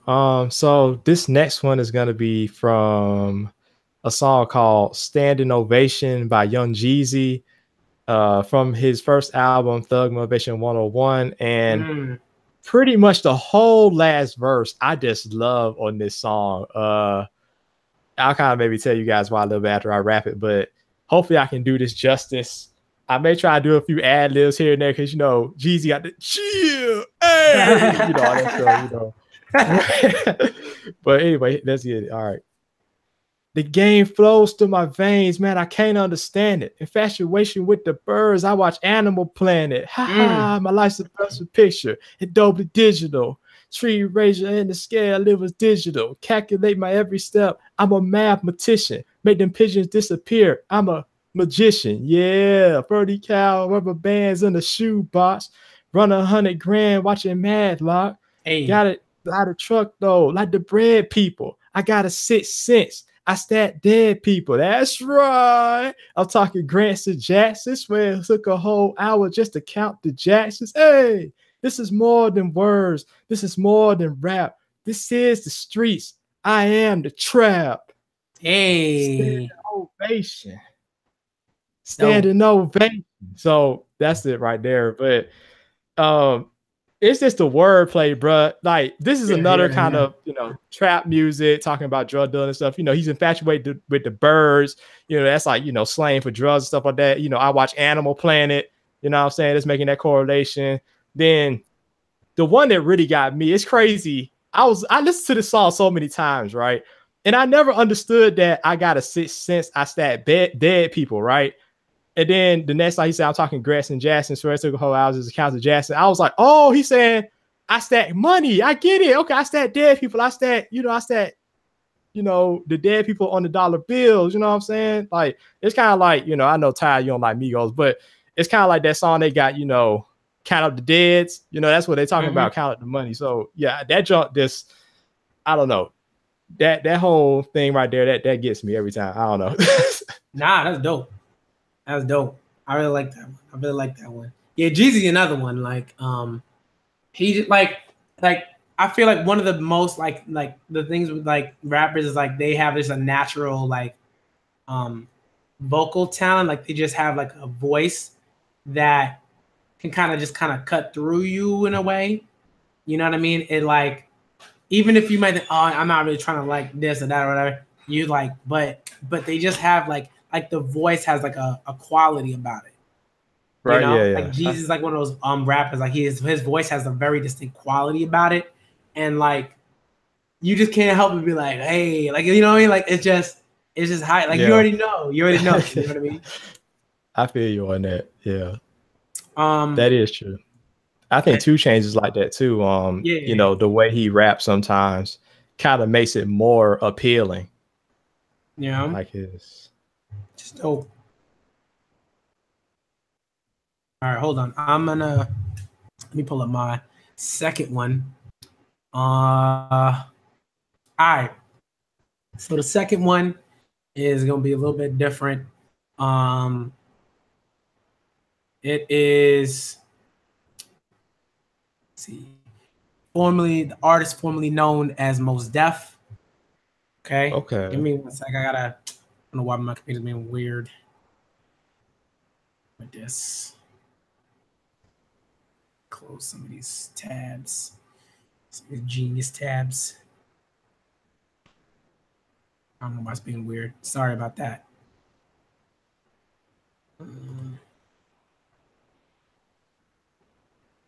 Come on, yo. What's going on? Okay, here we go. All right. So this is from Mos Def, now known as Yaslin Bey. The song is, of course, the renowned hip hop. All right, hip hop from his album Black on Both Sides. All right, this is just a dope track. Let me pull it up. It's just like ridiculous because like what I love about this song is like how the first track on the album is just like a real chill, like, you know, if the artist is about to go in, but before that they just playing like some dope like instrumentals and stuff. Like they spitting some bars, like it's cool. It's like a chill vibe. Like the first track is just like a really chill vibe. Okay. And then it just shifts. And then the second one is like boom. It's like, okay, we in Bed-Stuy now. Like we in Bed-Stuy, Brooklyn now. Like we you know what I mean? Like it's getting real now. And like so the first verse is Okay. So it's like, my restlessness is my nemesis. It's really hard to chill and sit still, committed to the page. I write a rhyme, sometimes won't finish for days. Scrutinize my literature from the large to the miniature. I mathematically administer, subtract the whack, select toward, will it back. I'm feeling that from the core to the perimeter black. You know the motto, stay fluid, even in staccato, full-blooded, full throttle. Breathe deep inside, the drum hollow. There's the hum, young man, where you from? Brooklyn #1, native son, speaking in the native tongue. I got my eyes on tomorrow, there it is, while you still trying to find where it is. I'm on the Ave where it lives and dies, violently but silently, shines so vibrantly that I squint to catch a glimpse, embrace the bass with my dark ink fingertips. You speak the king's English, but caught a rash on my lips. So now my chat just like this. Long range from the baseline, switch. Move like an apparition, float to the ground with ammunition. Chit chit pow, move from the gate. Voice cued on your tape.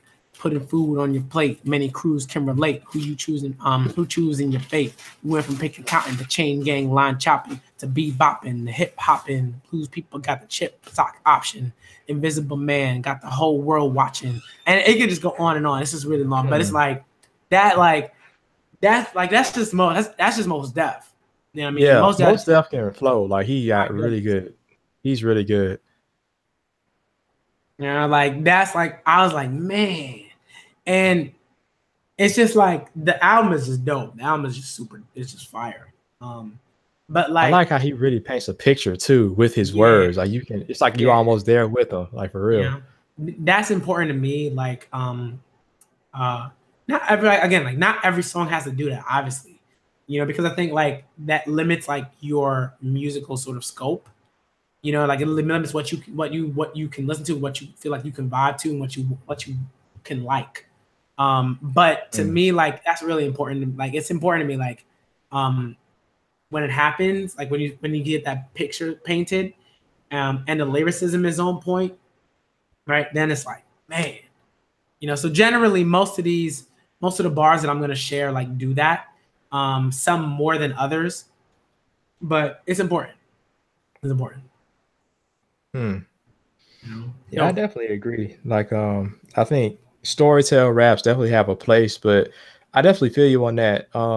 It's good, I think, for an artist to have different kinds of styles, you know, to really be a master of the craft, and they can do storytell. They can have maybe some hype tracks and just some regular, just witty wordplay or whatever. Like, you know, just be a well-rounded artist for sure. No, yeah, definitely. All right, so you up? What's your track? And like the song, the artist, album. Okay, so this song is "Never Let Me Down" by Kanye West featuring Jay-Z and Jay Ivy, I think. So it's on the College Dropout album, and yo, I got a song from there too. Yo, let's go. Really? Oh, okay. Of course. Because this verse, it's just the way that Jay-Z performs this. It just gets me. It's the last verse of the song. But I'm only gonna be doing just a certain part of it. But anyway, let's just get into it. Here we go. Hopefully I can do this justice, because you know Jay got that style or whatever. But here we go. He said, "Who else you know been hot this long? Started from nothing, but he got this strong. Built the rock from a pebble. Pedal rock before I met you. Pedal bites got my nephew pedals bites before they special. Let me tell you, man, I'm falling there. When I used to call them the cuz of a quarter, I used to Mike Jordan them. #1 albums, what I got like 4 of them. More of them on the way. The 8th wonder on the way. Clear the way. I'm here to stay. Y'all can save it to the chat. This and that. This and Jay. Get you mace. Ooh, like that part right there. Like, oh, that, yo, for real. I just love the way he attacked that with, you know, the way he rapped it and stuff, like his cadence and everything. And then, yeah, I mess with that. Yo. You gotta love the. And I remember again, like I remember being like it was just like legit, like a nuclear bomb had like hit. Like just my neighborhood, high school, everywhere. Like it was It's ridiculous. That album is like, man, too many tracks on there. The skits were dope, and that was the thing, right? That was like one of those albums where like the skits were actually really, really good. Yeah, and they flowed from one thing to another, and there was a whole theme and like made sense. Dope stuff. Man. All right. So the next one, let me pull it up. What you got? So this one is also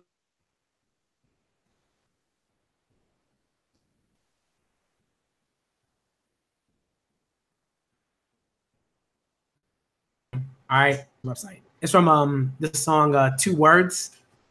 Oh yeah, I love that song too.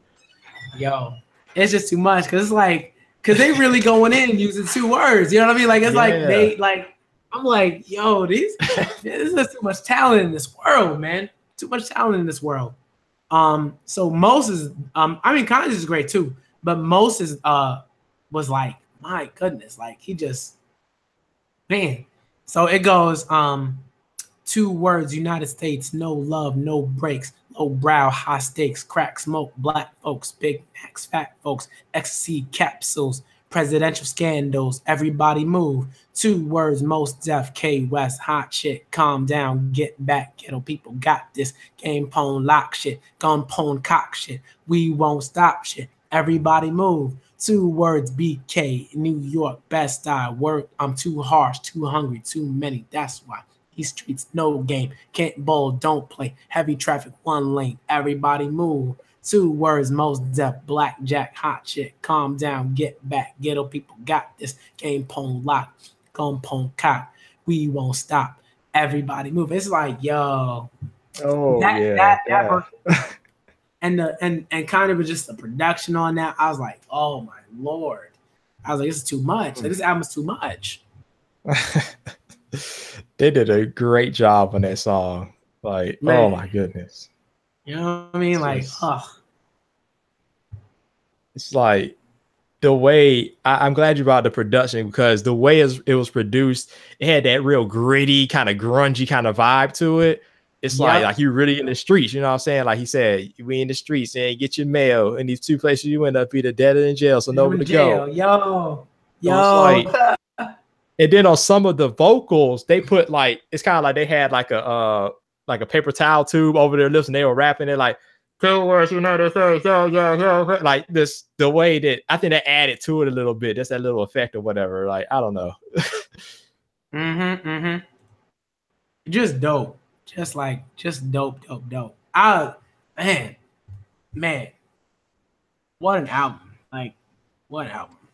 It was a really good album. Like, really, really good. If you guys haven't heard that album, you gotta go back and listen to it, because that's one of the hidden jewels of history right there. Like, you know, that is the old Kanye that Kanye talks about.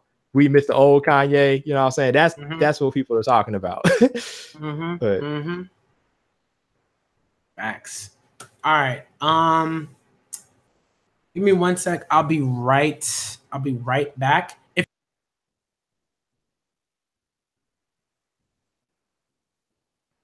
you want, hold on. If you want to share a different set of lyrics, from like, you know, whatever, like that's not in your like list, you can do that, and I'll be right back. It'll take me like a minute or 2. Okay, I got you. Well, guys, you know, BMC has stepped away for a second, but I will be, you know, soloing for a little bit. How y'all liking the stream so far? Hopefully y'all are enjoying it. You know, we're getting into our best rhymes here. You know, I know for me, you know, those are some of my favorites for sure, but I think that the more deep I get into my list, the more the lyric quality is going to improve. I hope you guys are anticipating that. You know, we're waiting for Ty, hopefully, to come back. You know, he can share some more bars and whatnot, you know. Shout out to the chat. I like how y'all have been active and everything. Sorry we haven't been talking to y'all like that, but I've been trying to talk to y'all in the, you know, with typing and stuff. I'll read some of the stuff now. So Sunset Lou, he says that Jay-Z American Gangster is so good. So if you guys don't know, that's an album that Jay-Z put out, I think around, I want to say 2007 or 2008. And honestly, Sunset, I'm going to there's a verse on there I love, so I'm trying to do it from memory. It's on Party Life, where Jay-Z is like, bought us some Patreezy by talking to this breezy. Person up my 3-piece, my make it look so easy. Swole, tall and lanky, my suit it should thank me. I make it look good to be this my nasty. Licky lefty, gangster, effortlessly. Papa was a rolling stone, this in my ancestry. I'm in a whole nother league. Never test me, and I sport fly. I should win an SB. And then they had that, when you go, you got nothing to do, straight to the party life. Like, you know, you guys got to check that album out. There was some pretty nice songs on that album, yo. Yeah, what's up, BMC? Glad you're back. Yeah, I was just talking about the chat because Sunset Ew, he said that Jay-Z American Gangster album was really good. Oh, yeah, for real. For real. Facts. I got to pull that up. I mean, oh, okay. You could share your other one. Are we on like 3? I feel like I've shared.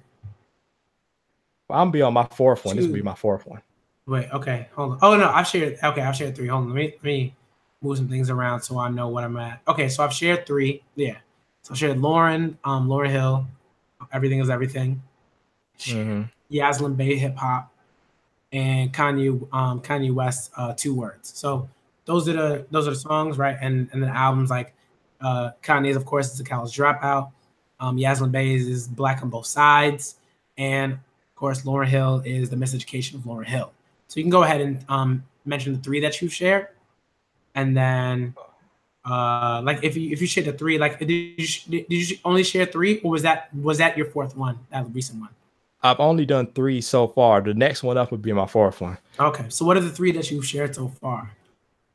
All right, so far I've done 30 Bricks by Gucci Mane from the Chicken Talk 2 mixtape. I've done Standing Ovation by Young Jeezy from the Thug Motivation 101 album.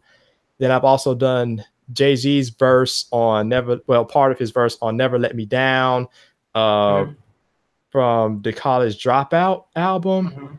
And now, if you would be so kind, BMC, I want to get into another Jay-Z song. Hey. He did this one with Future. It's called I Got the Keys. And it's on the album Major Key. So, you know what? I want y'all to get hyped for this. You know, can I get I got the keys. I got the keys. And then I'm just going to go. Let's go, man. Can you do that for me, man? It's like, just hit that 2 times and I'm just going to go for it. You know what I'm saying? I got the keys. I got the keys. Got a bag lawyer like charges. Hop the courtroom like what charges? Big pimping on your court steps. Cause y'all know I ain't lost yet. Y'all know it's 1 to 1, so you just hear that. Right? Y'all know the difference, right? Between raps and fiction, right? Real life, I'm like Hov. Real life, I'm like Goals. Real life, they're like me. Real life, I'm like nah. My swag different. My bag different. My white Beyonce. I brag different. Hey. My baby blue. What else? Hey. I dream in color. What else? That's too much flavor. What else? I don't rap the suckers.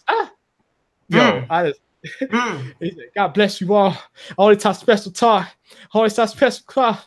So I test you. I just love the way he went off on that joke, bro. Like, oh, that man said my wife Beyonce, I brag different. Like, yeah. I was like, oh. And it's like, what am I gonna say to that?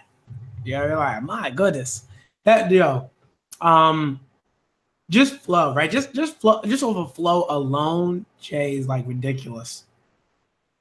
Like ridiculous. Crazy, and that's what I'm talking about, right? It's like that's like one of the most important things. Like you have to have a kind of like there's a quality in your voice. That when you have that naturally and then you go and do the rap thing, it's like you know what I mean? It just you can just go somewhere different than like a lot of other rappers can, right? It's like there's a reason why, like, you know, like I'm not saying it's like the reason, but it's like it's an important thing. Like Chance has it, Jay has it, Nas has it, M has it, to me Thought has it, you know, most have like these rappers, they have it, like their voice is just like they just do and like. And you know, and they do certain things to their voices. It's really, really, like, man, Man. That is true. That is extremely important. And yeah, it's funny. Like I think somebody in the chat talked about this a little bit. Oh, actually, it was Sunset again. My bad. I didn't know you were female. So she was saying that it's the confidence that draws you in, and that's a lot of it has to do with confidence. You got to have it. They have that confidence, and they put a lot of the way I kind of put it. BMC is they kind of put soul in their music. Like there's something behind it. You know what I'm saying? It comes from the gut. You know what I'm saying? Like they believe what they're saying, and they believe what they're saying is good. And you know, it makes you believe it as a listener, and it gets you more in tune to it. Definitely. Yo, I mean, and you know, generally like, you know, to kind of like you know, do like a tangential sort of like comment on like just like R&B music. Like that's why like for me like there's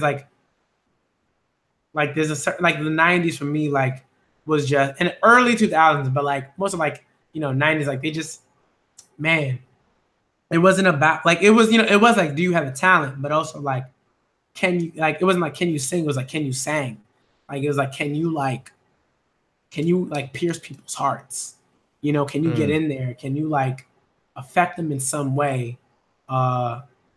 just by like singing something, you know what I mean? You don't even have to be no lyrics.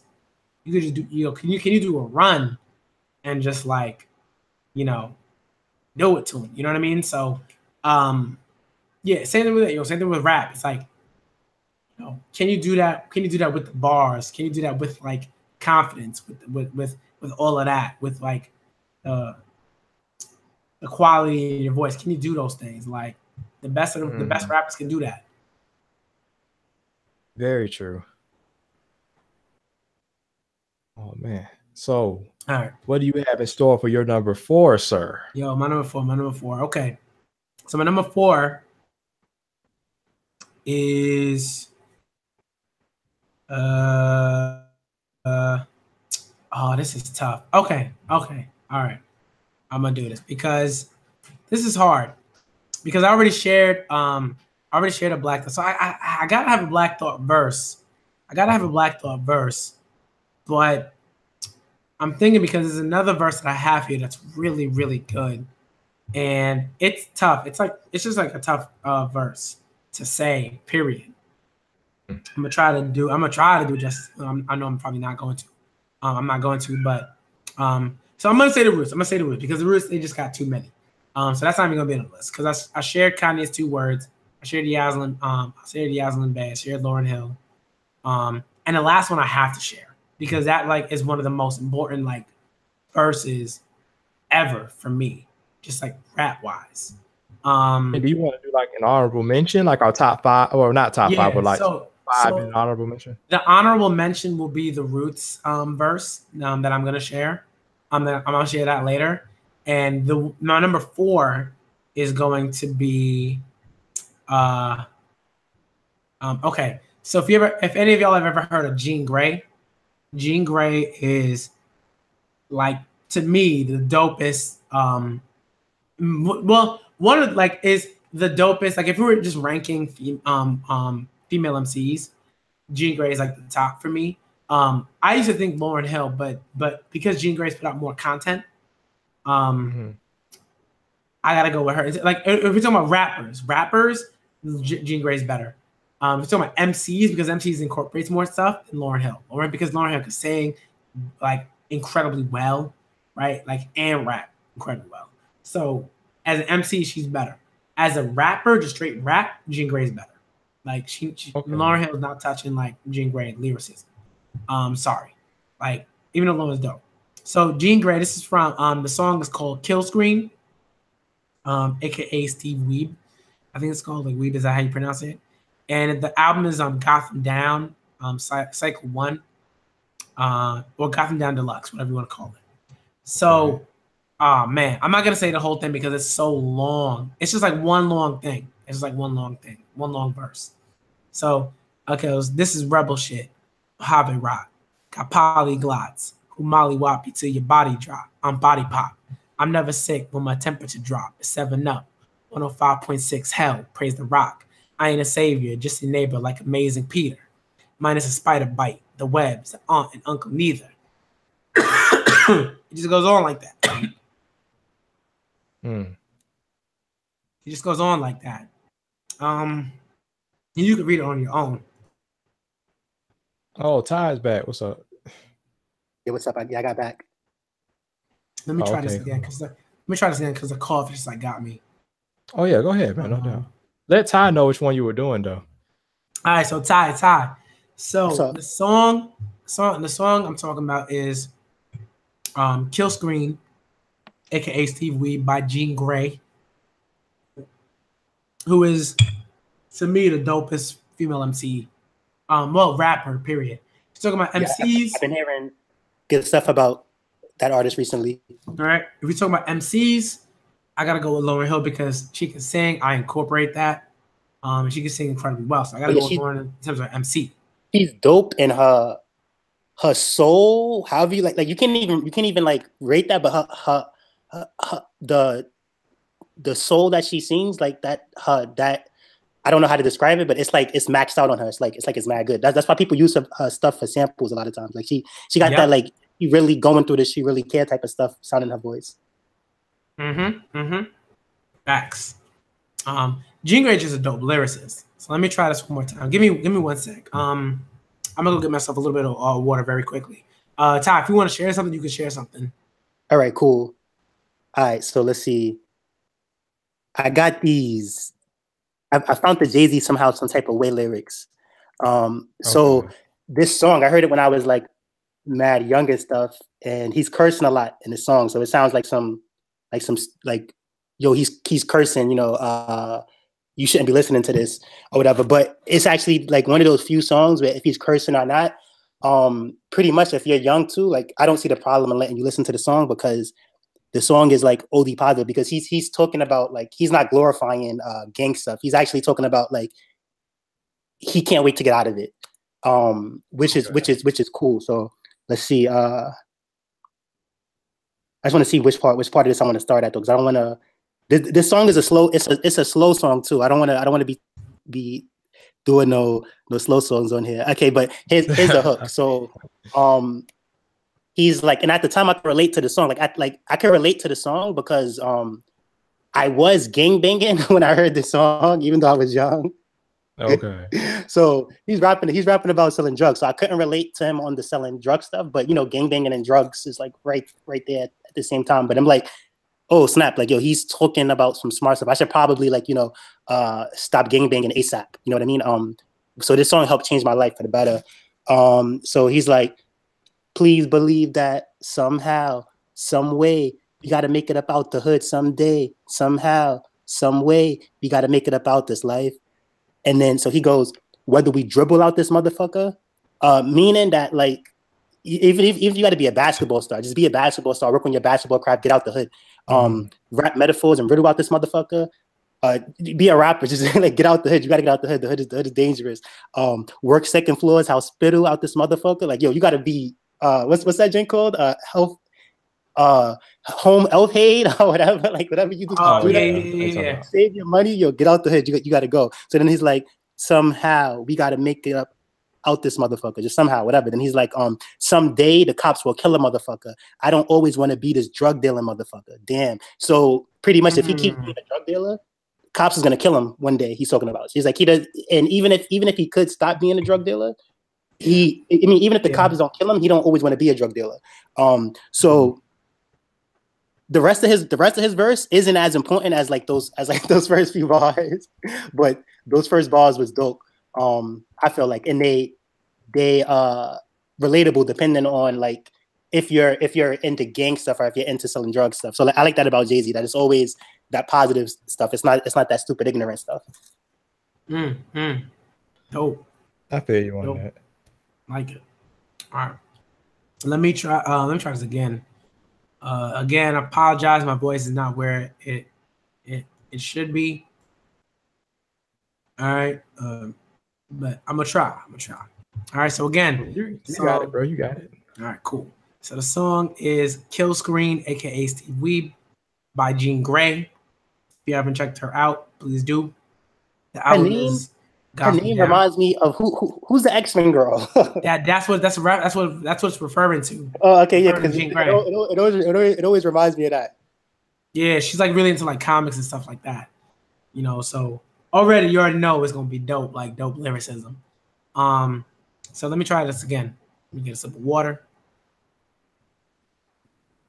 And he says, "This is rebel shit, Mojave Rock or Mojave Rock. Got polyglots, Molly whoppy till your body pop. I'm never sick. When my temperature drop to 7 up, 105.6, hell, praise the rock. I ain't a savior, just your neighbor like Amazing Peter, minus a spider bite. The webs, the aunt and uncle neither, but save the reasoning, the need to tuck the dynamite. To even up the non-believers, man, humble up season was cool, sure. Now I'm seeing North Shore faces, all y'all sure. Turn around and walk 4 paces, I walk 4 5. Y'all 86 in all cases. I'm the figure 8 sideways, always ageless. Y'all in the club aimless, blind, spade shit. My time is space mix. Record a rhyme on spaceships. Ooh. You were behind like you caught a ride on a slave ship. I'm the modern anomaly, brazen a millie, faceless, representing the basement, raised up, cageless, limitless, reminiscent of rapists. Boundaries got none, rock, paper, shotgun, at tongue. Baby, not an 80s baby. I'm not from rated G catering errors. I was the type of New Yorker rhyming at night in the park and hiding a knife in hair. And even though mama was careful, it just keeps going on and on. It's just ridiculous. It's just ridiculous. Like, you know what that reminds me of? That reminds me of like MF Doom for some reason, like yeah, some of his songs. Yeah. Or if you're gonna be tight like that, I didn't mention any MF Doom. I'm not gonna mention any MF Doom lines. MF Doom is incredible. Like I'm not, you know what I mean, but I like the beats I heard from him. Yeah, more than I like his raps. The raps are dope too, but I know what you mean. Like the production is like that's how people felt about Kanye at first. Some people still probably felt that way, but at first with Kanye, like they really only let him rap because they wanted his beat for the whole label.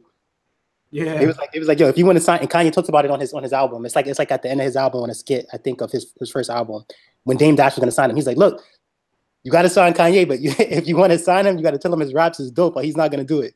Yeah.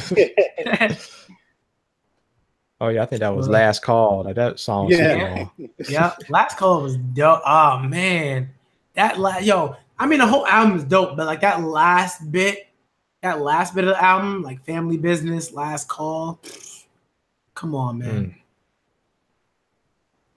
So like I like this. This is verse number 3 on that Somehow Some Ways type of song. It's Scarface verse. I think Scarface killed it. So yeah. He's like, here's another little story about this clique I claim. Another chapter based on how I get that game. Hanging around my neighborhood, bang my street, sit and watch the passing bys, play my sweep. South side, sunny sides, block I run, South Acres, South Park, niggas all got guns. Over here, we got this culture. Get that there. We know tomorrow ain't promised, so we get that there. Sitting in the living room, guarding the steps, working inside a slum house, starving to death, serving these niggas flippers, quarter ounces and zippers, agents swapping your pictures, niggas plotting to get you. Situation is critic. I was out here to get it, living it like a savage, because nigga, I gotta have it and holding back on the mother. I'm in it for the long haul. Erase enough to walk down and F all y'all. And if Lord be willing, and the creek don't rise, I'm gonna be a nigga and these streets gonna rise. Somehow, some way, I'm gonna be a nigga and these streets gonna rise. So that song is dope. I like that song because it's like they're not even he's rapping like he doesn't, they don't want to do that type of stuff. So I like that, like, you know, they like, yeah, we trapping and stuff, but you know, like if you know, if things don't go good, we could all die. Like we gotta like F being in the smokehouse or in the slum house serving, like I like all of that stuff.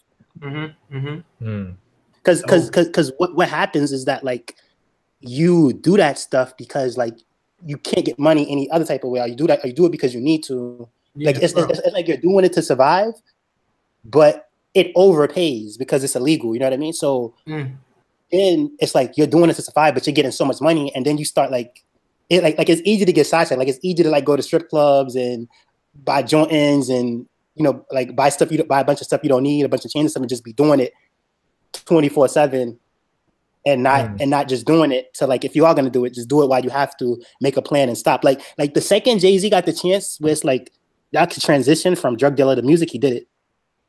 Mm-hmm. Now he's the same thing with 50 Cent. No, yeah, both of them are just like I'll say this, like, you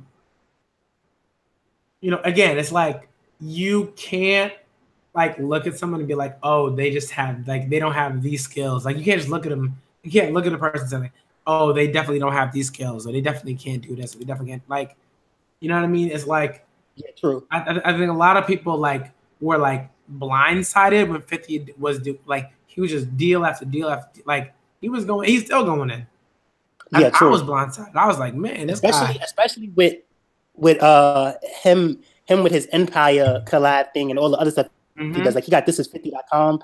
I think he helped start World Star Hip Hop. Like he's doing a lot of other stuff, which is what Jay-Z does and Diddy does, where like you see Jay-Z got the title. So like the goal for them is to like be popping still and make money still without having to be a rapper, even though that's where you started from.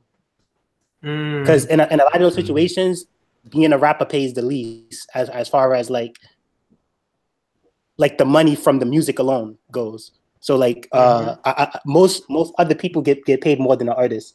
I mean, most of those deals. So it's like, you know, like if he can work out like if 50 Cent got a TV show, or if he got a website, or he's doing all this other stuff, he's setting himself up to be like his own label, and he's like making more money. Like Kanye's doing it. Like Kanye's doing it, where he got his fashion line, he got this, and he's doing all that stuff. True. True. All right, number 4. All right, so Drippy, you already shared number 4. Yeah, I did 4 already. Yeah. Okay. Oh yeah. Okay. Man, I'm tripping. All right, so I shared 4 as well. But yeah, Jean Grey, go check her out. Hype. So okay, so number 5. Oh boy, we do have an honorable mention, of course. That's gonna be a Roots track. Because I gotta have my boy Thought in here, but I gotta share this one. This one is like heat. It's just heat. Like I was like, my God.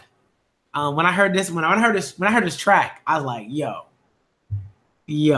like rap is amazing, hip hop is amazing, poetry is amazing, like music is like, wow. Some of y'all, when you're watching this, whether you're in the stream, whether you're not, or you're just watching this after the fact,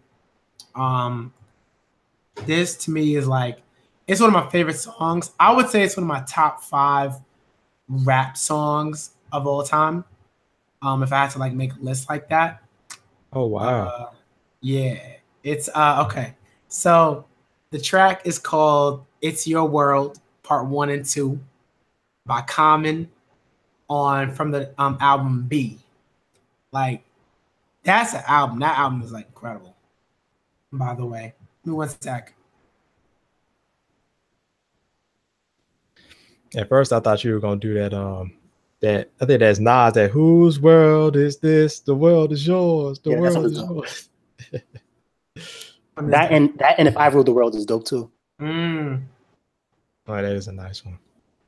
But if y'all never listened to this track, you got to listen to it. It's just an incredible track. It's like, it's a beautiful ending to an awesome album. Like, B is one of those albums that like, it was like, oh, this person worked with Kanye West, and it was just like the best pairing ever. It's like Common Kanye West. They just put out dope music. Like every single time, every track is fire. So this is a dope track. And all right, so man, I don't know where to start for this one, because there's a bunch of verses, but I don't know which verse I want to share. Give me a sec, because my computer's doing some weird stuff right now. It's not letting me scroll down and shit. Let me get rid of some of these windows, because it's just being weird. You know what? If you need time, I got. Do you want to? Yeah. Go ahead. All right. So I was gonna do like Jay-Z "Dead Presidents" is my favorite song. He got 2 different versions. And like somehow both versions is like my favorite song. It's dope, and it probably has to do with that beat kinda and the topic or whatever. So I was gonna share that. But another thing too is that Mary J. Blige, "Take Me As I Am," she uses the same sample as Dead Presidents. So that's another one of my favorite songs too. But definitely the two Jay-Z ones first, and then her "Take Me As I Am." So I like that sample. So I was gonna do that, but then that's like doing two Jay-Z's. So I'm gonna like mix it up a little bit more. So this is a little Wayne song. I like that. It's dope. And Wayne used to go hard. Like when he had his mixtapes, back in the days, he would just drop bars. I think a little bit after like No Ceilings, No Ceilings was fire. Maybe No Ceilings was fire too. But then like after a while, like he kind of fell off. Like when he was trying to let Drake and them get hot and stuff, or try to bring the whole Young Money out. But this is one of his old songs called F the World. So I didn't really get to look at these verses to see which one I wanted to do, but I was reading the first verse and it seemed good. So this he was going in, so he was like, a young nigga screaming "fuck the world" and let him die, behind tents trying to duck the world and smoke and ride. Got a bandana wrapped around my head and pants to my feet, and got my eyes fire red and Glock on my seat. I'm trying to stay under intoxication because I lost my father and got a daughter, plus I'm on probation. I'm drinking liquor like it's water, getting pissy drunk. I'm staying away from them little bras. They trying to get me some. Or they trying to give me some. I keep a chopper in the trunk and my heat on my waistline, ducking the law because I ain't trying to do no fed time. Sometimes I wish that I could be away. I got to take care of Miss Janae and keep Monica straight. So I just maintain the struggle and I keep trying. But how can I when my closest people keep dying? I ain't lying. The Lord trying to bust my click, but scream F the world, man. I'm too young for this. He goes in that whole song. It's like that song is dope. And the beat is dope. So if you never heard Lil Wayne, F the World, check that out. The second verse, I like second verse. So he's like, give me a cigarette, my nerves bad. Fed said they heard that. I know where them birds at. And my old lady say she saw me with another brizzer, and some of the boys shot up my block. Now I gotta kill him. And the teacher keep telling my mama that I'm getting worse. And now she tripping, talking about I need to be in church. And my little girl, whole family trying to lie in court, trying to put me a child on child support. And the whole family deny me of what I do because I'm a thug and stuff. Plus my people keep falling to them drugs and stuff. That dope got these niggas melting away. Man, they got clowns right around me, killing themselves every day. We keep fighting, but they so strong. I know it's hard, but don't give up, baby. Hold on. Just keep your faith, count your blessings, and keep your trust. So I'm in his verse right there. But I like that. And the part where he's like, that part, like, killing people is not cool and stuff like that or whatever. But the way that the song makes it seem like, he's a gangster or whatever. And that line, he's saying like, like pretty much some little boy shot up his block. So now he got to kill him. You know what I mean? So it's like, he don't want to, but it's like, if he don't make an example out of him or whatever, then other people's gonna think they could shoot up his block too. So it's like, he kind of has to. It's a similar situation like the Jay-Z song I just mentioned, or the Jay-Z song I'm mentioning, where like, he's in that lifestyle, but he doesn't want to be. Gotcha. Very nice. That's pretty deep right there. Yeah. Yeah, Wayne is an artist like that, but he could do a lot though. Like he has his turn up songs, his deep songs. He's like Wayne is dope. Like I think he's trying right now again, but I think he definitely fell off. Or he misunderstood what's going on because what's crazy was that some people claimed Lil Wayne was mumbling when he kind of wasn't. You know what I mean? But now his rap is really mumbling. So I think he thought he could like not try much. Like he could mumble too and be hot still. The same. That didn't work, but I think he's getting it together now. Good. I haven't listened. Actually, I did listen to his latest mixtape. Yeah. I liked it. I didn't listen to that. I got to listen to it. You know what it is? It's like the bad thing is that like I like these artists, but like it's like I'm not one of those people where like when you do bad, I lie and say it's good stuff. It's like when you do bad, I be disappointed. Oh no, yeah. No, yeah, same. So I'm gonna give him a chance, but it's like the last two I heard from him wasn't really all that, but he had some fire songs. So it's like I don't want to play that and maybe another disappointment and stuff like that. But I definitely got to give it a chance. Got you. All right. Oh, okay. So the last song called "It's Your World" Part 1 and 2 by Common from the album B. All right. And B is like a classic. Like that's like a legit like classic album. Like if you haven't like listened to B at all, I don't know what you're doing. Like you gotta go listen to that. You gotta go listen to Common period. You gotta listen to like Water for Chocolate. Finding Forever, I think, is underrated a bit, but I think it's because like it has sort of similar stuff to B, just not as it's just not as good as B, I guess. Too many. Can I borrow a dollar? Too many. All right. All right. So it goes, man, this is gonna be long. It's gonna be long. All right, let me pull it up. Don't let me down. Don't let me down, laptop. Don't let me down. Where are some of these windows? So good. All right. It goes, night blows, stoves at work, hoes at work, a warrior, so I wear them on my shirt. Wish I was free as Che was. I spend a day buzz, tripping on the heights, wishing for Nikes in different flavors. The age of Cain, the big daddy, short body caddies. Uncle's named Larry, that really never grabbed me. My mother gave birth, but she really never had me. Left to the hood to play daddy, raised by niggas named Butch, Scooter, Bebe, with weight so they weigh they. Status on the streets, license place as they say they. Motto, this is Chicago in the heyday. Similar to good times, I guess that I was JJ, a skinny nigga. Young girls with penny figures. So many niggas sect upon each other. It's the black upon each other that we love so much.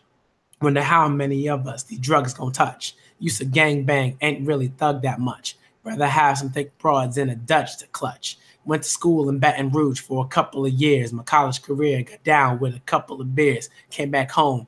Now I gotta pay back loans. Same niggas, same block, same shit they own. Only thing different quicker, they click that chrome. In my defense, yo, I had to hit that zone. Man to man, I'm good working with my hands. My generation never stood working for the man. And of being broke, I ain't a fan. Now I stand in the safe spot as my old man. My life I plan not to be on his corner. I still want to see California, but this is my world. And that's the first verse. That's the first verse. That was mad dope. Man. And that's that classic hip hop where like I think I heard something about like his uncle is named this, and I was raised on a block by people named this. It's like that's fact right there. Like things might have be a little bit different right now, but that's that kind of rap. But like back in the day, you rapped about your life. Like you didn't lie. Like you don't talk about you got a Lamborghini. You don't got a Lamborghini. You don't talk about your you don't act like you're El Chapo when you're not. So when he's rapping about like like like my uncle this and then like these people and like all of that stuff, that's like that was like real rap back then. And that's talented because and it's his own life, Mm-hmm. And then it's where but it's the second verse is even it might even be better than the first. Well, no, it's just as good as the first. I'm not gonna say it's better than the first, but my goodness. So here we go. Life and death flow around us. 4 pounds and pounds of bird from out of towners. It's hard to stay grounded. We stay high. That's why old folks down us. Lost. Nobody found us. The force that surrounds us ain't with us. They get us on the ground and hit us. Paint pictures of the chains under the names and scriptures. Removed from earth, only to return through birth. Knew this girl selling her body. Wish she knew what it was worth. Between God and trash, looking at every car that passed. With a walk that suggests head. To milk niggas, she was breastfed. She no dairy, so she chased cheese to get bread. In the area where it's more weaves and less dreads. Kind of scary amongst thieves and bass heads. Said it was her toes, but I could tell her soul hurt. She was cold turk. Growing up, she got to know her very well. In a world where self-hate is overt. Her stepfather thought he was Ike, so her mother she strike. She got to like-minded niggas who like crimes and figures doing white lines and liquors. See hard times and kicked her in the ass. It used to be thicker. Life is fast. Some choose to be quicker. I remember in high school she had a passion to sing. Now she see herself in a casket in dreams. These are the children of crack and rap. Blacks that lack self-esteem. Yo, we forgot the dream on our Jeffersons, y'all, but we forgot the theme in a child. We even rooting for a garbage team. This queen, we never seen herself on this corner. She still want to see California, but this is her world. Like it's I can't, bro. I can't with these bars, bro. That's like, real nice right there. Yeah, that was a bunch of more facts. That like I remember listening to that and I was like, yo, Yo, I never heard that song before. I gotta check it out now. Like that's pretty nice. And the instrumental is from oh man, it's just too much. Kanye was on his stuff, Common's on his stuff. It just the Common song is called "It's Your World" Part 1 and 2, and it just like ends with like this dude just talking about be black, like just this like spoken word stuff. It's just like, man, it's just like an amazing song. Yeah, part of why I like Kanye too is that since because Kanye wasn't a drug dealer neither, and he didn't try to be. So he was so finally it's like somebody rapping about something different besides the conscious rappers. That's my vibe. That's like, man, that like I was like, I gotta share this with people. I gotta talk about this because it's yo. Oh man. Yo, I wanna hear your 5, Dribble. I wanna hear your 5. I wanna hear that. Oh man. Well, it's gonna be hard to go after that one, but that's fine. Let's get into this. This is gonna be Pen and the Needles by Lupe Fiasco. It's I think it's the second verse. It's like half of the second verse that I really, really like. I mean, I thought it was crazy wordplay. Like when you really get the like double entendres and stuff he's throwing out there, I'm like, whoa. Anyway, but he said, I'm back at you, and I pat like cap backwards, like a hat's backwards. You know, when the bat's backwards. Yeah, like a bat catches. The law got a long arm like a bat scratcher, but before I leave mine at home, like a bat catcher, I think about my zone where the pimps may scratch off the track like a DJ. Easy, that's my zone, rappers. It's my deck. If I catch you set tripping with my cassette sitting in the zone, rappers, it's not a threat. You know, I just like that, like half of that verse right there. But this whole song is pretty awesome. Yeah, that was hard. But that was dope. Like Lupe was this on a tear. Like I would say the mixtapes before his first 2 albums, and then a little bit after he dropped his first 2 albums before Lasers came out, that man was on another level. But he never got exposure like that. But if you go back and listen to that stuff, you may be blown away. That's all I'm gonna say. No, yeah, Lupe is one of the dopest lyricists in the game. Period. I mean, yeah. And the thing is, like, you know, I think sometimes it is kind of a preference thing, but I also feel like man, it's hard. Like some people are like, yo, Lupe definitely better than Kendrick. Lupe definitely better than da da da. I'm like, to me, it's tough. I think it's a preference thing with those two. No, like the way things are, counting everything. Cause I'm not gonna limit it to lyrics because it's more than lyrics. But the way things are, like who's Kendrick signed to? And the deal that Lupe has, I think Kendrick just has way more resources than Lupe. So like he's probably better than him, everything combined. Like everything, like whether it's Kendrick, like you know, he's working with Dr. Dre a lot. He's doing all this other stuff. You know, he has like his whole city behind him and all that stuff like that. Lupe is dope too. Like if Lupe had that Kendrick deal, people would be saying the opposite. Like if Lupe had that Kendrick deal and Kendrick had that Lupe deal, people would be saying the reverse. Yeah, I agree. Because I feel like you know, like the resources is a really important like to mention because like when you listen to Good Kid, Mad City, it's like I think it's also clear that there are resources there. Like not even the resources, but like resources in the sense of like artists, right? And you know, he's working with Dre, he working with these other, like, you know what I mean? You could tell like and then when the Pimple Butterfly, right? When the Pimple Butterfly hits, that's when you're like, yo, this dude got crazy resources. He got so many like resources. He like they just killing the production, and he just putting on like artists. Like some of these artists, I'm like, who that? Like other artists I heard of because I listen to other artists, like Bilal and stuff like that, and like certain like jazz stuff and everything. But like I was like, who's Anna Wise? Like I don't know who that is. But Even like, this, She can sing too, you know, by the but way. like She she sing know. really well. remember You that know? Drake artist? I mean, remember that Drake album where like at the end of one of his songs, Kendrick is like, I forgot exactly what he said, but he's like, it'd be the death of me. And Kendrick did that rap on Drake's album. Like it was, Oh, Buried Alive. I love that song. Yeah. that. Like, come on, like stuff like that. Like, Drake ain't letting the beat rocking and letting Lupe get a verse on his. Not even a verse. Like he ain't playing the whole Lupe song on his. So I mean, like the support for Kendrick was there, like OD. Whether it was like the stuff he got on his own project or other people giving him exposure on their projects.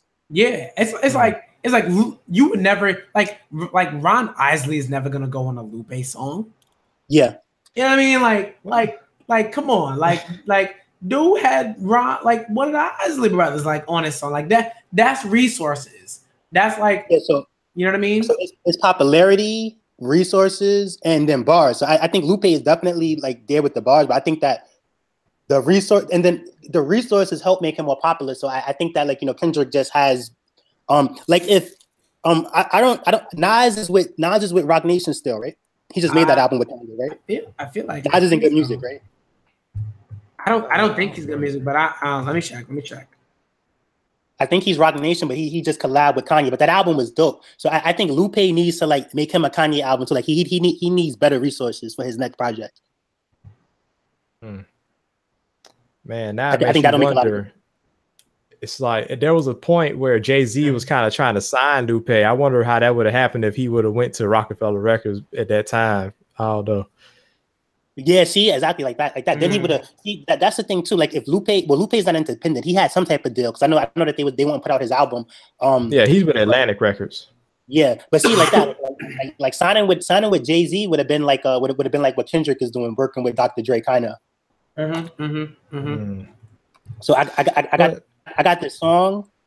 This is Joel Santana. This is my favorite artist, Joel Santana. Like he makes the most music out of all the rappers in my top 5.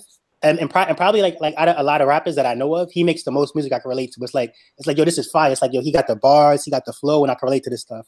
It's not like some of those other raps where like I don't really know what these rappers is talking about. And this is back in the day too, where it's like I can't relate to this. You know what I mean? Like they talking too much gang, too much like right. Yeah, like too much stuff. So this is called Little Boy Fresh right here. So I'm gonna skip a little bit of the intro, and he goes, "People are always gonna try to get over on you, but protect what's yours, protect your family, protect what's right." You hear me? And then it starts. So it's like this story starts off, little boy, black in the ghetto. No matter what he does, is back to the ghetto. No choice but to adapt to the ghetto. So he adapts to the ghetto. Yes, the crack in the metal. He takes no days off from getting his cocaine off. He ran back and forth so much it pissed Jose off. Now, Jose was the cocaine boss straight from Colombia. His cocaine soft. But Jose was out effing his sister, hitting Shorty off because he had love for his sister. Take that. And Shorty had no love for his sister because his sister would sniff up everything Jose gives her. But Shorty had a plan for them both. Plus, he was good at handling coke, so Jose liked him. Problem was, he was pitching for the dudes down the street. Who? TJ, Big Boo, and Malik. Word? Malik is a killer. Boo is a killer. Yup. TJ, well, he's just another nigga. But despite the fact, what they didn't like the fact that he was close to Jose, and Mike just rap, and being that he was a pitcher here and a winner there, what happened was they set it up to get him in there and hit him here. Damn.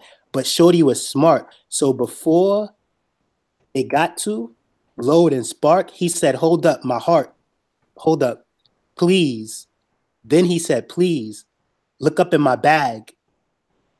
There's cook up in my bag. It's all good in my bag here. And there's no and there's more where that came from. Yes, I got it from Jose. Believe me, there's more where that came from.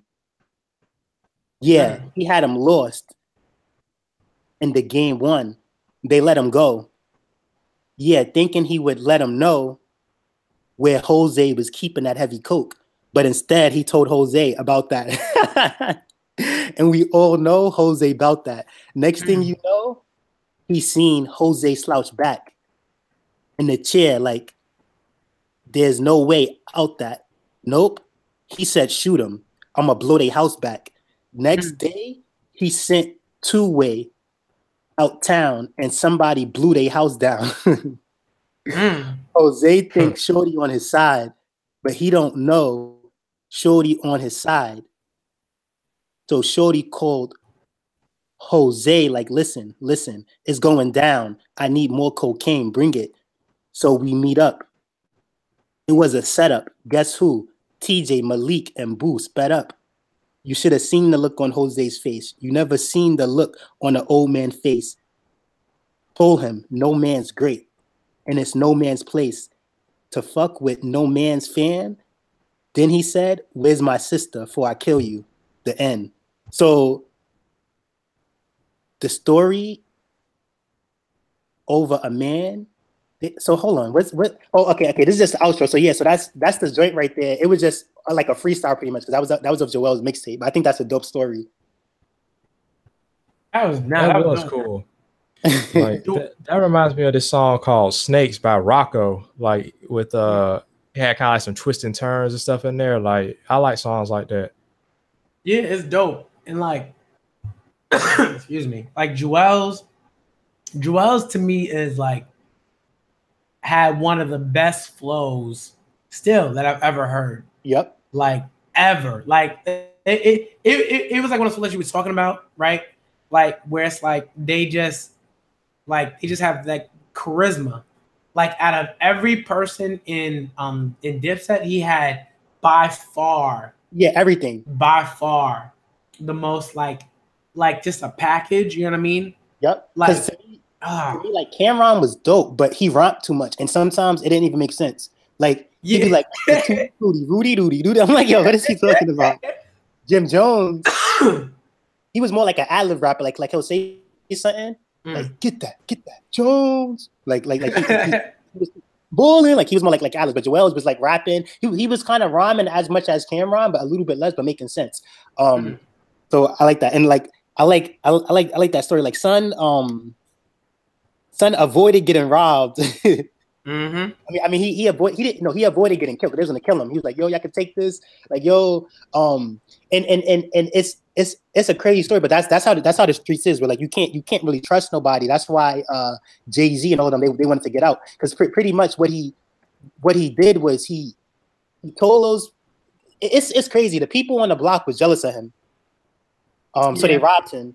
No, they was gonna kill him, and he let them rob him. Like, yo, I know where more drugs is. So they let him go. He lied and told the guy yo, they robbed me, and the guy's like he's gonna kill him. You know, pretty much if he wanted to, he could have just let that guy kill him. But after he blew their house down, or after he shut up whatever, then the other two people, he let them kill him. So it's like, you know, like no loyalty over there or whatever. And then on top of that, that's the end of the story. But like if those people was jealous of him and they was gonna kill him, then they can still kill him in the future. You know what I mean? Like he's not really safe. So that guy probably died. The little boy. Yeah. Like in like in the future. It's this other Joel Santana rap. He got that. It's like a similar thing. I can't remember the whole song, but it's funny because he's like it's about like an old gangster who he went to jail. He just came out of jail and he won his block back. But since he's been in jail, like the young people started taking over his block, and it's like a little confrontation there with the young people and the old people. Like that's another dope Joel song. Oh man, I remember Cameron. So yeah, Cameron like was interesting because I think for me, he was the first artist that kind of showed me that like you can do like the stupid bars, like the right, the Rudy Pooty Tooty Doo, and you know what I mean. You could do that, but you could still have bars. And I remember listening. I was in high school. Down and Out was playing all the time. Like I played that song like 100 times probably. They say it was. Yep, it was ridiculous. Like people had it in their ringtones, and the Next Cells was out, Everybody's like, "Oh, I'm gonna put it on my next tail." Da, da, da. It was ridiculous. And You heard the story behind that? I haven't. Okay, so this is where a lot of the beef comes. What song is that? So you know Jay-Z, and this is one of the. It's funny because like this is one of the songs off of the Blueprint too that I liked it a lot for. Kanye let Cameron hear the H to the Izzo beat, and this was before Jay-Z got it. You know what I mean? Like it was one of his beats. So Kanye's like, and I guess it didn't have the H to the Izzo on it. It was just like the beat, like the dun dun dun dun dun dun dun. Cameron was like, you know, he wanted that, and that sounds like one of those Cameron Dipset type of beats that they would have used back in the days. But then Jay-Z heard the beat, and Jay-Z's like, "Give me the beat," and Kanye gives the beat to Jay-Z. He's kind of been doing that his whole career. Like he's been like, you know, leaving everybody for Jay-Z or like doing the most for Jay-Z. That's why like when he feels like Jay-Z isn't like teaching him enough, he gets mad because it's like, yo, like he did everything for Jay-Z. So Cameron got mad about that. Like, yo, what's that? Like you that beat was for me. So Kanye goes, my bad. And what Kanye does is Kanye gave them the "Oh Boy" beat. I didn't know he made that one. Yeah. Kanye gave him that beat. Kanye basically produced I like that song too. Yeah, pretty much produced. Oh, and "Oh Boy," yeah. And that song was dope. I like Joel's on there too. But the other thing too was that "Oh Boy" was for Jay-Z. So Cameron was on some type of stuff, and they was both on the same label. They was both on Rockefeller. Just different parts of Rockefeller. So Cameron was on some like word. Jay took my beat. I want that "Oh Boy" beat. Give me that beat. So Kanye gave him the "Oh Boy" beat, but Cameron was still kind of like upset that Kanye even did that in the first place. So Kanye, to make it up, still he was like he did the down beat, the down thing with him to try to like, you know, settle all of that. That's really interesting. Man, that stuff behind the scenes, yo, that's some wild stuff that be going on. Yeah. I heard about that when Jay-Z heard the "It's a Hard Knock Life" beat. I think he said that somebody wanted I forget what it like. I think it's $8,000. But it was either $8,000 or $2,000, and that's what they wanted for the beat. And Jay-Z got the money right away, and he gives it to the person in the bag. Like, yo, here's the $8,000 for the beat, and then he made "Hard Knock Life." Interesting.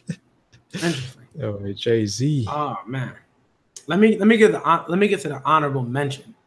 Well, before that, let me mention the Cameron. So like Cameron, I remember listening to Down and Out, and I was not expecting like some of the like lyrics that I was expecting. I was like, where the bars come from? Like, what?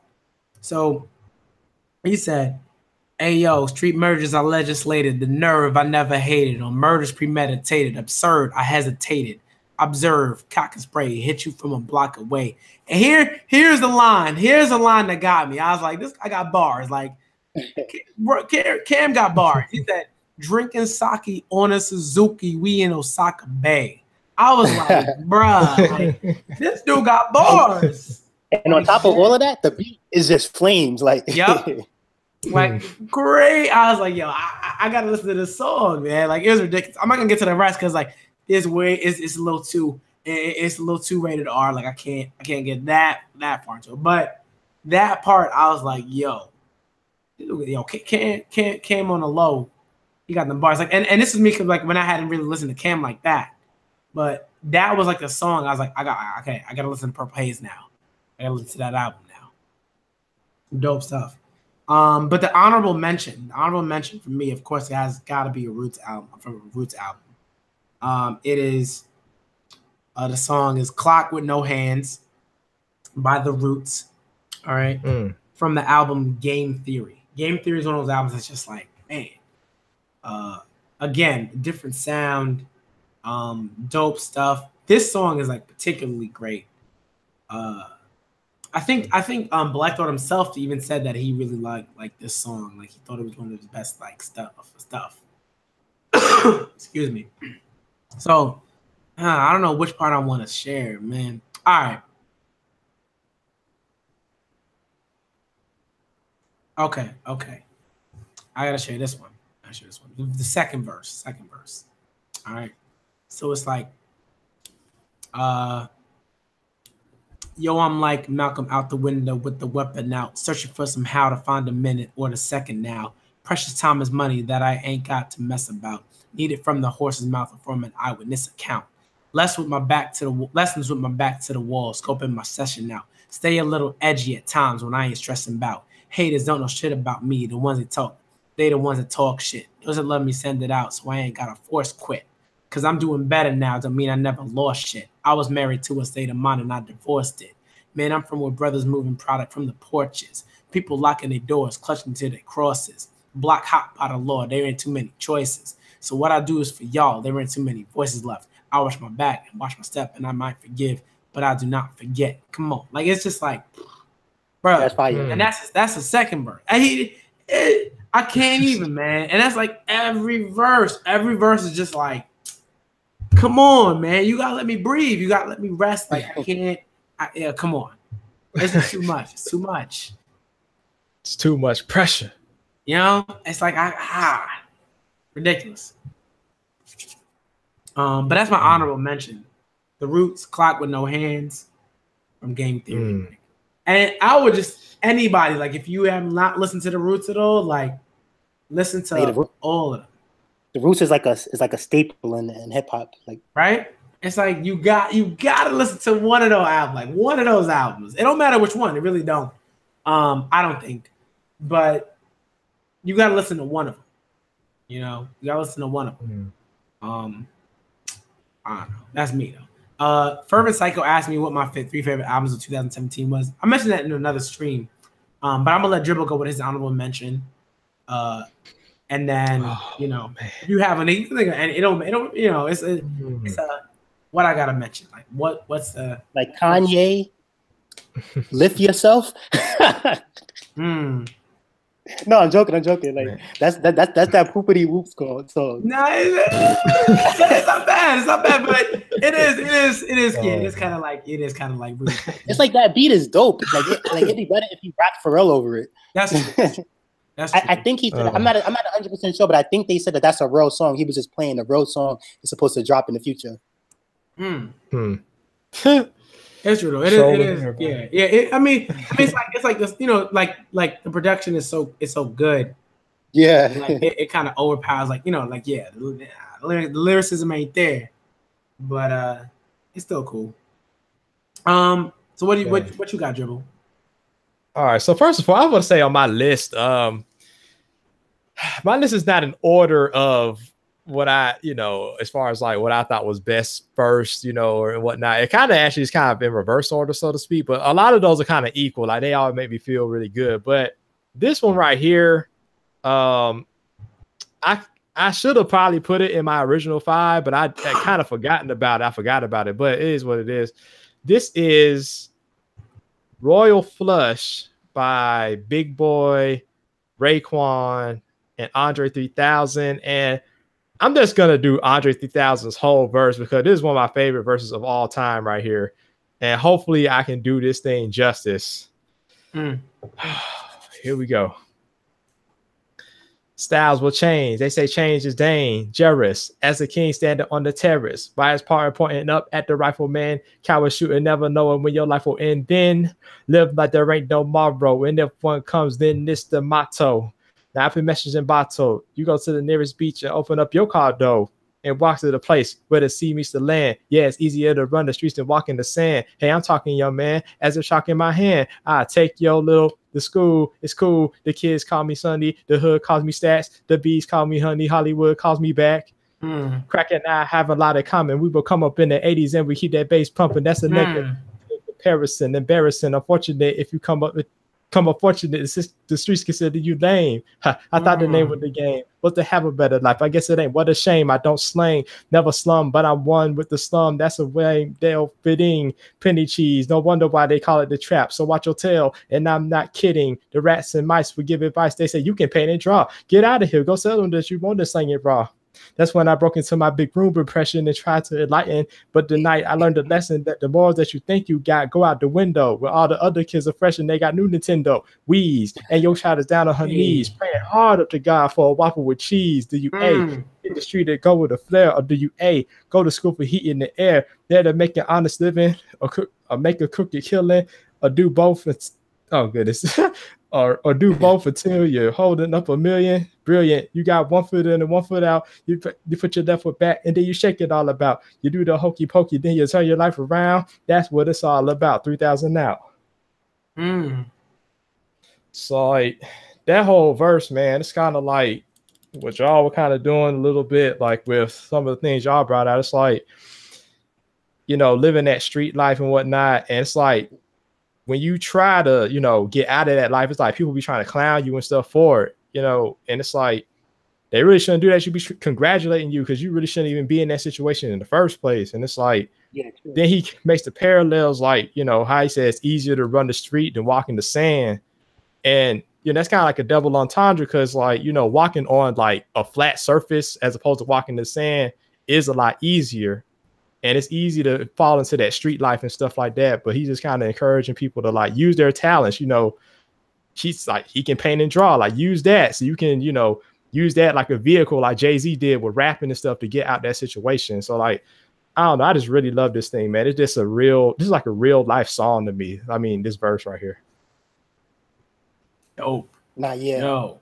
The other thing too is that like you can't really leave the lifestyle once you're in it. It depends on what circumstances you're in though, but like some of those stuff is to death and all of that stuff like that. Or you gotta get sometimes like you get jumped in and sometimes you get jumped out. Not really, it depends. Like if you leave, that's not that serious, but like if you're doing more serious stuff, then you gotta kind of like you might have to like get initiated into some type of thing that where like, you know, you're doing that, but it's like it's not so easy to get out or whatever like that. So the people who do get out, on top of them having to do what they got to do to get out, you know, like those people have a lot of heart because, like, you know, they could just some people want to get out, but they petrify and they stay in because they don't want to you don't want to leave and die. You know what I mean? At that point, you're probably better off in it. You know what I mean? Still, you don't want to like, depending on what it is, like you don't want to like. They might have something where like you got to get jumped in the elevator by 5 people to get out or something. You got to fight these people in the elevator for like 5 minutes and stuff like that. So like it's a lot of crazy stuff about getting out when you're in. That's why it's best to just like not even get involved unless you really, really have to and you got no choice. Let me see. So this is another Joel Santana song that I like. So I guess this will either be my honorable mention, or this will be because I was going for the stream for a bit. All right. So God will never put you in a situation that you can't handle, but you could definitely put yourself in a situation you can't handle. And some situations lead to death. Death is a mother effer, you dig? Old timer, want the block back. Stop that. You've been gone for too long, the young nigga said. Lord knows what's going through this young nigga's head. As the old timer stood and grilled them. Peel off. Shorty looked at his man, touched his burner like I should have killed them. Shorty in deep, but he don't care. But he don't know. These old timers don't play fair. Nah. There he go. Posted on his strip again. Toast on him. Niggas with him. Posted on his shit again. Uh-oh, he acting like it can't and it won't happen. Old time about to blow dust off that old cabinet. Dust, where them guns is kept. These young niggas better show some respect. I'll teach him a lesson, he said to himself as he proceeded to pull a lead from the shelf. Now he headed towards Shorty block, 40 cock on his zip, on his shit like he don't care who Shorty with. But somebody saw him before he got to Shorty. Shorty phone ring. Somebody called him. Somebody wants him. He's coming. Shorty replied, somebody stole him. Then he crept up with his goons and guns, whispered in the old timer's ear, death soon to come. So that's the first verse. And that verse is dope because it's like he pretty much got into a situation with an OG gangster and he kind of think that like, you know, nothing will happen, but the old timer, he's not even playing with him. Like he got the gun quick and he kind of got the jump on him because his man's told on him. So this is verse 2. Let me see. Oh, verse 2. Well, I'm not gonna read verse 2 because it's about a girl and stuff. So I'll just do the hook. They say hell is hot. Well, it's heaven cold. No one ever knows till you gone, gone, gone. And when you gone, does your soul drift off the earth to a better place, or does it just fade away like a bird when it heads towards the sky, huh? Or do you just die, huh? Or do you just perish from the earth? And if so, why? So that's that right there. Nice, nice. Again, Joel is another one that's like, you know, I think he's also underrated a bit.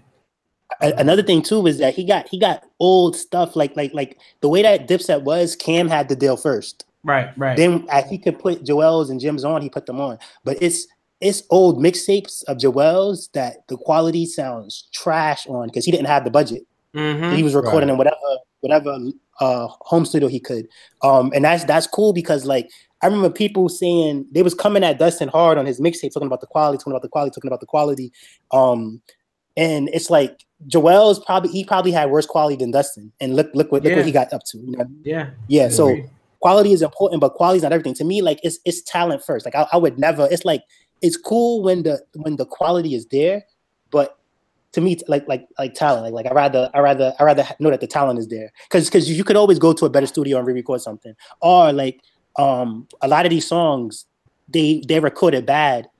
But then if the artist blows up, they resend it to the studio, they remaster it, and then it sounds better. True. That's true though, yeah. That's a good point though, for real. Like you gotta take that in consideration for real, like where the artist is coming from and what their situation is. Because if you don't, then you can get blinded by stuff like that instead of just trying to look at it through like a different lens. Like I feel you on that. That's true. And the tricky thing too is I don't know if y'all know, but a lot of Lil Wayne mixtapes wasn't the best quality. Them joints sounded like because the thing is that like his mixtapes, the label's not gonna really like help you pay for your mixtape. They kind of do now because it's a little bit different. Like now mixtapes, it kind of helps. Like a lot of artists are blowing up off of mixtapes, and a lot of artists are staying relevant off of mixtapes. So the label kind of, but back then you use your own money for a mixtape. Like, and then you use other people's beats, so it was already kind of cheaper. So the budget wasn't really there. It's like, you know, for your album, you're gonna go to the studio. A mixtape, you record it in your crib or something. So quality isn't. It's like that's something that the best artists have because they have the budget, but you don't really need quality. And another thing too is that people like trying to figure out why you're not famous or something. They're trying to figure out like why your song isn't a hit or why your song didn't blow up. So they nitpick at it, but quality is not a reason. Like it's not the quality. Like when I first heard XXX Look at Me Now, and that was the first song I heard of his. I heard the worst quality I ever heard. I just heard the bass drop like 2 of them. Who are your mans? Hey, can't keep my man. I'm like, yo, this is fire right here. I'm like, yo, they're like, hold up, play that back. And Zane came back. I'm like, yo, like the quality is bad, but the beat is fire. But lyrics is fire. The verse is fire.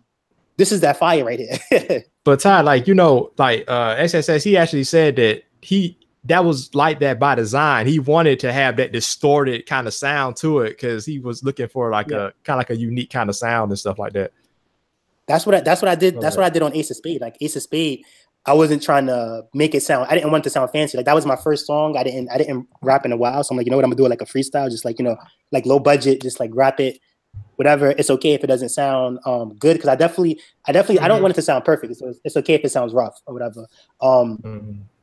So yeah, that's the thing too though, is that like art is a feeling, it's texture and stuff that like if it sounds bad, that's a texture. Like that's like the sometimes too, like some of the best freestyles is done with bad quality because that's the sometimes it's like that. You know what I mean? Like the most talented person isn't gonna have the budget for a studio maybe. Or like the people outside doing dope freestyles isn't always gonna get recorded with an HD camera. It's probably somebody on their cell phone just recording it or whatever, and then it's dope. So you know, to tell an artist like, oh, you need better quality is like, you know what I mean? It's like, yeah, like they might not like to me it depends. It's like if you can't hear the vocals and it's a struggle to hear what they're saying, then yeah, you need to get that fixed. But like music is more of a feeling. So at the same time too, it could be the quality could be back there, but you can't really hear what the person is saying. But say if they're rapping about it's it's this song my friend made, and it's like If I Die, and he's rapping about like if he dies, and he's like if he dies, pour a little on the concrete. If he dies, go up on the roof and spark heat. And the way that it is, it's like, to me anyway, it don't matter what quality that is. That's a dope song because of the message and stuff and like all the feeling in it. I feel you on that. Yeah, like because sometimes I was kind of talking about this earlier with BMC, like artists that can put like there's that soul, you know what I'm saying, into the music. Because if a person has just the best quality ever, right? But it's just they just rap it real bland. There's no energy really behind it. They ain't really putting it like themselves into it. It ain't gonna snap like that. But if somebody, even if their quality is bad, but you feel them putting that feeling and like that's that gut, you know what I'm saying, into it, you gonna feel it more. So that's a good point, right? I was in this music group. And the bad thing about this music group, I don't even mess with music groups because it's like everything is shady. Either like because it's some studios that like they signed some of my friends growing up, but they was definitely gonna take a lot of their money if they made money. But my friends got to record for free. They got free beats, so they was like stunting with the music production and stuff like that. But in the music group I was in, the boss of it, he only cared about himself. He didn't care about anything we did. So like when I would drop songs and send it to him, he wouldn't even give me a response. He wouldn't give us beats. Like I was under a different person put me in the group. So he would give us beats like, yo, rap off this, rap off this, rap off this. The guy was a producer. And then the producer would come like, whoa, I can't rap on this, I can't rap on this. And they were arguing and he would give us some beats to keep. So like the way that I look at it, my friend, he's still in the group and he tattooed the group name on his arm. And that guy still did nothing. He did nothing for any of us. Like he never gave us any beats or whatever. Like the other guy gave us beats. So it's like, you know, with rap groups, I got to be careful because people just want to like use you to boost them, and they don't really care about you back. So the way that I'm like, okay, so when I make my mixtape, it ain't gonna have that group on it because what do they do? I feel like if y'all not paying for my studio time, y'all not giving me beats, what's the point of it? Y'all definitely not writing my raps because I write my own raps. You know what I mean? So it's almost like if for whatever reason, say like if you was down in Roger's base, in a group Roger base had. Okay. And Roger did nothing for you to help out with the stream, and you're gonna put like Roger base in the credit somewhere or something. Like what? Like nah, like I only give credit to people who helped out. So with my song that I was making, because I was trying to like I was talking about the rap groups not supporting each other and like not supporting the younger artists. Like it's this other artist. She's oh okay, now I get what I'm getting. Okay, so it's another artist. It's like yo, a famous artist reached out to me, right? I'm not gonna say the artist's name because I don't want to battle the artist. You know, hopefully things change. And they gave me a shout out on Facebook one day, like, yo, this guy, he makes beats, he's shooting videos, he raps, he does photos. Yo, this is dope, or whatever. I'm like, what? I'm like, oh, stop. And then I checked her out on YouTube, and she had like millions of fans. I'm like, oh, snap, like yo, like that's dope. And she put me in her music group. So when she would make her songs and when she would make her albums, it'll be like, you know, team whatever her music group was or whatever her artist name was. So she put me in it. So I'll be like, yo, and I will help support her and stuff like that. But when I was trying to like make a song with her, she wouldn't really make a song with me. And then when I would put my stuff out, she wasn't really supporting back. So got you. That thing too, like that thing is shaky. Like unless she does something for me, because you know, like that's some one-sided stuff. And on top of that too, if you have millions of fans, a shout out is a shout out. But to give me a shout out, then to put me in your music group and then to like not help me out back, that's kind of bad. It's almost like being in Dipset, but Cam won't make a song with you and Joel's won't make, you know what I mean? It's like they just got you in there trying to use you. So I found out I was going with the mentioning that rap guy about the group I was in. So what he would do was that he didn't care about any of us or whatever. He would make beats, dope beats. He's an audio engineer. He would mix his stuff perfect. But the problem is that since he would record his stuff perfect and he would mix his stuff perfect, I think he couldn't judge the talent that was in his songs because the majority of his songs, like 9 out of 10 of his songs, is trash. Gotcha. Oh man. Yeah, and what I think is that it's tricky because like he'll have these beats, and they'll be like the dopest beats, like dun, dun, dun, dun, dun, dun, then like his voices will sound crystal clear, like he's on and stuff like that. But besides that, though, the rest of the song will be trash. And I think what happens is that, like, you know, he hears it, and when you let people hear something like that, that like it sounds like professional quality, they might think it's dope just because of that. But really, the talent's not there. Like, this is dope. Like he doesn't know that his stuff is dope because it's overproduced. He doesn't know that. But like if he was to record in a bad studio, it would be trash. And to me, that's important. That's kind of why, like, I made Ace of Spades sound rough the way it was that, like, if you're nice, I don't care. Like if you're nice, like any of the top artists, y'all know, if they really nice, they could go record in a trash studio and it would still sound good. Like, that's not gonna, like, true. being in a not having the best quality isn't gonna make you be like, oh, nah, this is trash, I'm gonna mess with this artist no more. Like Jay-Z, when he dissed Drake, that wasn't on the best quality. When him and what's his name? Jay Electronica, when they dissed Drake on Nigga We Made It. Yeah. That wasn't the best quality, but they still body Drake on that with the stuff Jay-Z was saying. So what I like to do, I try to learn from people. Like some people know this stuff and they like to just talk junk about things. But if I notice something, I try to learn from it. So I'm like, okay, this guy is nice, and he's probably not understanding that, like, you know, it's his production. So what I do is that when I record stuff, I record terrible at first. Like I hold the mic in my hand. Sometimes I record it bad. I don't mix it or nothing, and I listen to it. And if that sounds good, I keep it. If that doesn't sound good, I work on it some more until it sounds good. And once that sounds good, I'll probably let people hear it, and they'll let me know if it sounds good or not. And then a lot of times they be like, "Yo, this sounds good." I'll be like, "Yo, but this is the rough copy, so don't judge the quality. Just, like, you know, the beat, the lyrics, and that type of stuff." And then once they tell me that it sounds good, once I hear enough of that, I'd be like, "Okay, you know what? It's time for me to record this song for real now, the official way, like not that bootleg way." And then I record it the official way, and then after I get it mixed and stuff, which I do myself, I put it out. And to me, that's the best way because, like, before I know that it was dope before it got polished up. So nobody could say that, like, oh, the talent's not there. Like, it's just a production. Bro, no, I mean, like, you know, like, give me one sec. Nah, I mean, like, you know, you have to, yeah, you gotta make sure that you're working on, like, your craft, right? Otherwise, you flame out when you do, you know, somehow, like, if you somehow do make it to, like, a certain space, you have the talent, like, you're gonna flame out. People are gonna use you. They're gonna use it for all you're worth. And Definitely, you're gonna have no money. You might be in debt. You know what I mean? It's just like you gotta work on that talent. I'm not letting anybody do that. Like it was like somebody blocked me. What did the guy want me to do? The guy wanted me to make him album artwork or something. So he hit me up. This is the thing too, is that, like, I don't, like, your bros are your bros, but, like, sometimes, like where I'm adding on the line too and stuff like that, sometimes I, like, it seems like 8 out of 10 times people say, bro, it's some funny stuff. Like, it's not really like what they make it seem like. Either, like, they trying to just like hey, what up, bro, to get some type of favor out of it. Like,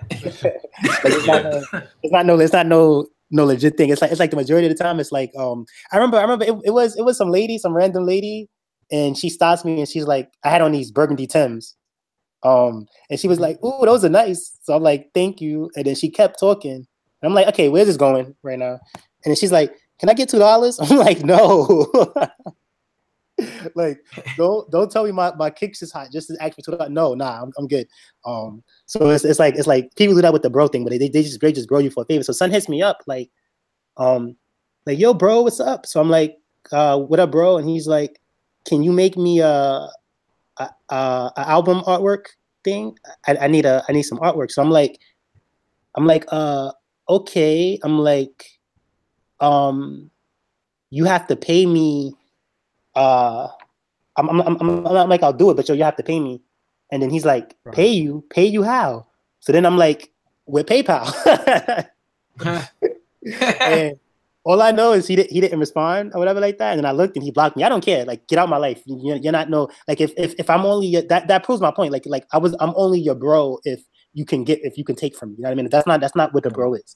That's pretty cool, man. Yeah, exactly. Yeah. Like that's what people do. He added me. You know what I mean? But it's like people try to find people who's doing good. Like, oh, yo, what up, bro? And then like, oh, okay, bro, you customize sneakers and you do that dope, bro.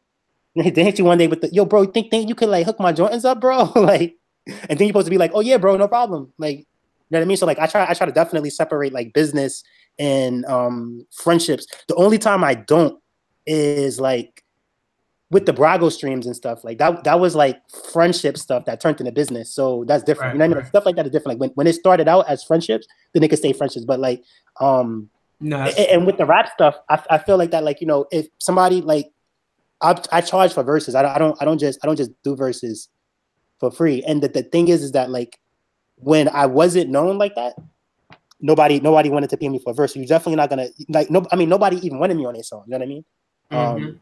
For a long time. So don't come trying to get me on a song now and think I'm just gonna get on it. Like, nah, like I need to get paid for that. So it's exceptions to it because it's not all about the money. You know what I mean? Like if I hear like, yo, this is dope, I want to be a part of it, cool. But most times I'm gonna want to get paid for it if I do that. What else? So yeah, because what these people will do. Did y'all ever hear that song? Did y'all ever watch the web series show Money and Violence? You heard about that? I never heard. You did or you didn't? I haven't heard of it. So it was an artist from there. He made the intro song, and the intro song was dope. It blew up. And that kind of helped the web series too. So it was like I don't want to see you hurt, but pain put you a little closer. It was like them young boys be wilding, all this money and violence. But that song, but what they was doing in the web series, it was just made it dope. So he was hot. And I know a lot of artists was on him because he was hot. Like, he got a lot of fans because of that. A lot of people want to feature him because of that. So I don't know if he charged people or not. But like right now, his momentum kind of went way down. You know what I mean? Like he's not talked about it anymore. So the bad thing about that is that now, where's all these people who want to collab with you now? You know what I mean? Like where's all the support now? So it's like it's that fake love type of stuff where like, you know, they just want to say you're dope right now to use you to try to make them dope. They don't really think you're dope. So it's like to avoid all of that, like, you know, I need this, and if you really think I'm dope, you'll pay that, and we can collab. If not, I'm good. So like it's bad on that, and it's like you can't win being nice. You know what I mean? Because like these people they'll like take all your clout. They'll while you're hot, and then like when you're not hot no more, they on the next hot person already. And that artist was like he was almost like Cardi B. Like, you know how Cardi B's so hot because she had that one song. Oh yeah. Mm-hmm. Yeah, it's like that. So people's gonna want Cardi, and people want him on the song. But like right now, when he's not that hot, people don't want him on anything no more. So you gotta like understand, like when people want to use you for stuff, you gotta understand like why and stuff like that. Another reason I got out of one of the music groups I was in is they was trying to like get me to like just make them beats all the time and stuff like that. And they wasn't trying to like help me out in any type of way. So I'm like, nah, like I'm not in none of these. Either we're gonna 50-50 this, or y'all bring stuff to the table, or I can't do this. So like I got a record label too. I got a record label called Final Star Records. And I got one artist on my label, and that's it. But the thing is though, is that like artists try to come to me and they expect to get beats. They expect to get studio time. They expect to get music videos. And sometimes labels do that. But the way that I feel that is that like, if I'm doing all of that for you and you're just rapping, I mean, I can rap myself. Like, what is the point? What is the point of this? It's like, I'm not trying to like, I'm not gonna make you hot like that. You know what I mean? It's like I rather work with an artist that is getting their own videos done, that's getting their own studio time done, that's doing their own stuff, to where like, you know, they don't need me to do that stuff because they're doing it. And now what that does, that either we could collab on that stuff and make it better, or I don't have to do that. They're already doing it, and I can focus on other stuff that they need, like marketing and stuff like that or whatever, to help get them out there. It's better when like, you know, like you shouldn't like I don't know, but like to me, like you shouldn't feel like yo, I need beats, I need studio time, I need videos, I need this label to sign me, I need it's like, nah, like you should be doing it on your own. Like if you could do it on your own, you bring more to the table. True. because I need somebody. If they're not on my level, they're around my level. So I know we can get more done. You know what I mean? And like one of my friends, one of the advice I give him all the time, and he never takes my advice. He never takes it. And it's like he's trying to make like a rap group. So he'll drop a verse, he'll do a hook, and he'll have these other people rapping, but they're not as good as him, and it's making the songs bad and stuff. And it's like, it's just too much and stuff. I'm like, yo, like, people like you the most. Focus on yourself. You know what I mean? Like, stop trying to like make a group. Just like do your own thing, and then maybe in the future make your own group. Like my mixtape I'm making, I got one feature on it so far, and I'm trying to get a Wu-Tang artist on it. So if I do get this Wu-Tang artist on it, there's gonna be 2 features. But that's it though. I'm not featuring 1,000 different people on it and stuff like that, because I want my talent to be showed. I'm not trying to like have a bunch of other different artists on there and all this other stuff like that. So I think like if y'all artists, like make your own music. Like very, very rarely does a group come out. Like Migos came out, but a lot of times it's these artists with their solo songs and stuff, like Drake and stuff, and like Bobby Smurda, Hot Nigga was just him. So I think that like y'all gotta like you could do it with a friend, but it's like you gotta just make a dope song. And once you make a dope song and people like it, and you make enough dope songs, and you'll be like a known artist. True. All right, I'm gonna end this now because it is 12:13 a.m. I gotta excuse me. Whoa. Yo, that's I gotta get to sleep. Yeah, I just peeped it was that late. Yeah. And like I gotta make sure I rest the voice, because I do have to do one stream. I'm probably gonna do that stream on a Sunday and not tomorrow, because tomorrow I gotta take that time to rest my voice, get some work done, some job stuff done, and then keep on resting. But thank both of y'all for coming through. This stream was dope. Like I had an awesome time talking about rap. Yeah, thanks for the invite. No problem. I mean, like I'm gonna try to do more of these like rap streams where we talk about, bars and songs that we like and why we're into rap and stuff like that. Is KOL talking about this, or that's something else? And like I went in there. He's talking. I think he's gonna do a One Piece 908 stream. So if y'all want to hop into that, you can hop into that. I'm going to sleep because okay, that's what he's saying. Yeah. But I saw that he was like gonna start in like a few, so I was like, all right, let me end the stream. I'm gonna join. Yo, they like I couldn't get into the. I can get into the last one. They like King of Lightning hater. I guess his hater fan base or whatever like that. They blocked me in his Discord, so I couldn't get in. Oh wow. Yeah, for a while or whatever. I don't care about that. To me, it's like I could do whatever y'all want. Like I don't care about the like. But the thing is that like since I was blocked, I couldn't get in or whatever like that. But they noticed it and King apologized. He said that he didn't mean for that to happen or whatever. So I'm back in there. So I definitely got to get back in there. Like just tell them like, you know what, y'all took me out just for me to be back. I'm back. I'd like to go. I don't know if I have enough One Piece clout yet. It's a bunch of comments. It's like, don't bring Ty back to the stream. Don't bring Ty back to the stream. Don't bring Ty back to the stream. But King of Lightning always brings me back to the stream. So they be getting mad and stuff. What I'm gonna do to them, I'm gonna be like, I requested the comments. I'm back. I always do that in the streams. And then they be like, yo, come on. We saying don't bring him, King. What is Ty talking about? Like by requested the comments. The worst. All right. Thank y'all for coming through. Thank you for everybody in the chat that came through. Y'all are dope. Y'all are dope. Definitely. Man, and I gotta listen to some new stuff now. I gotta. There's a lot. It's a lot. You heard that new song Dustin put out? Wait, which one? You heard the new song Dustin put out like a day ago? Yeah. I heard that song. I heard it. I heard all of this stuff. All the stuff that he's like basically like sort of put out. I've been keeping track of it. The album was cool. I like the I guess it's an EP that he put out. Like I thought it was dope. I liked it a lot, actually. Yeah, me too. But like, man, all right, I gotta get some. I want to hear. Matt B diss track response already. Yeah, because he put out a tweet. He put out a tweet, and I was like, okay, picture, okay, and then he did like a whole sort of thing, like push the kind of thing. He put like a photo from what? saying, I don't know if I believe it. It's like I believe it when I hear it though. But from what he was saying though, because him and Dustin, they've been talking in the BDA Twitter group.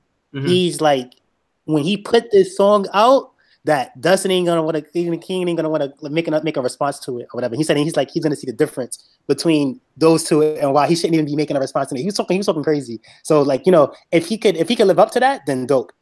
If that was just all talking, it's like It'll be interesting. I'm looking forward to that track. Because most of the stuff that Matt has put out has been pretty good. Like he don't play. Good.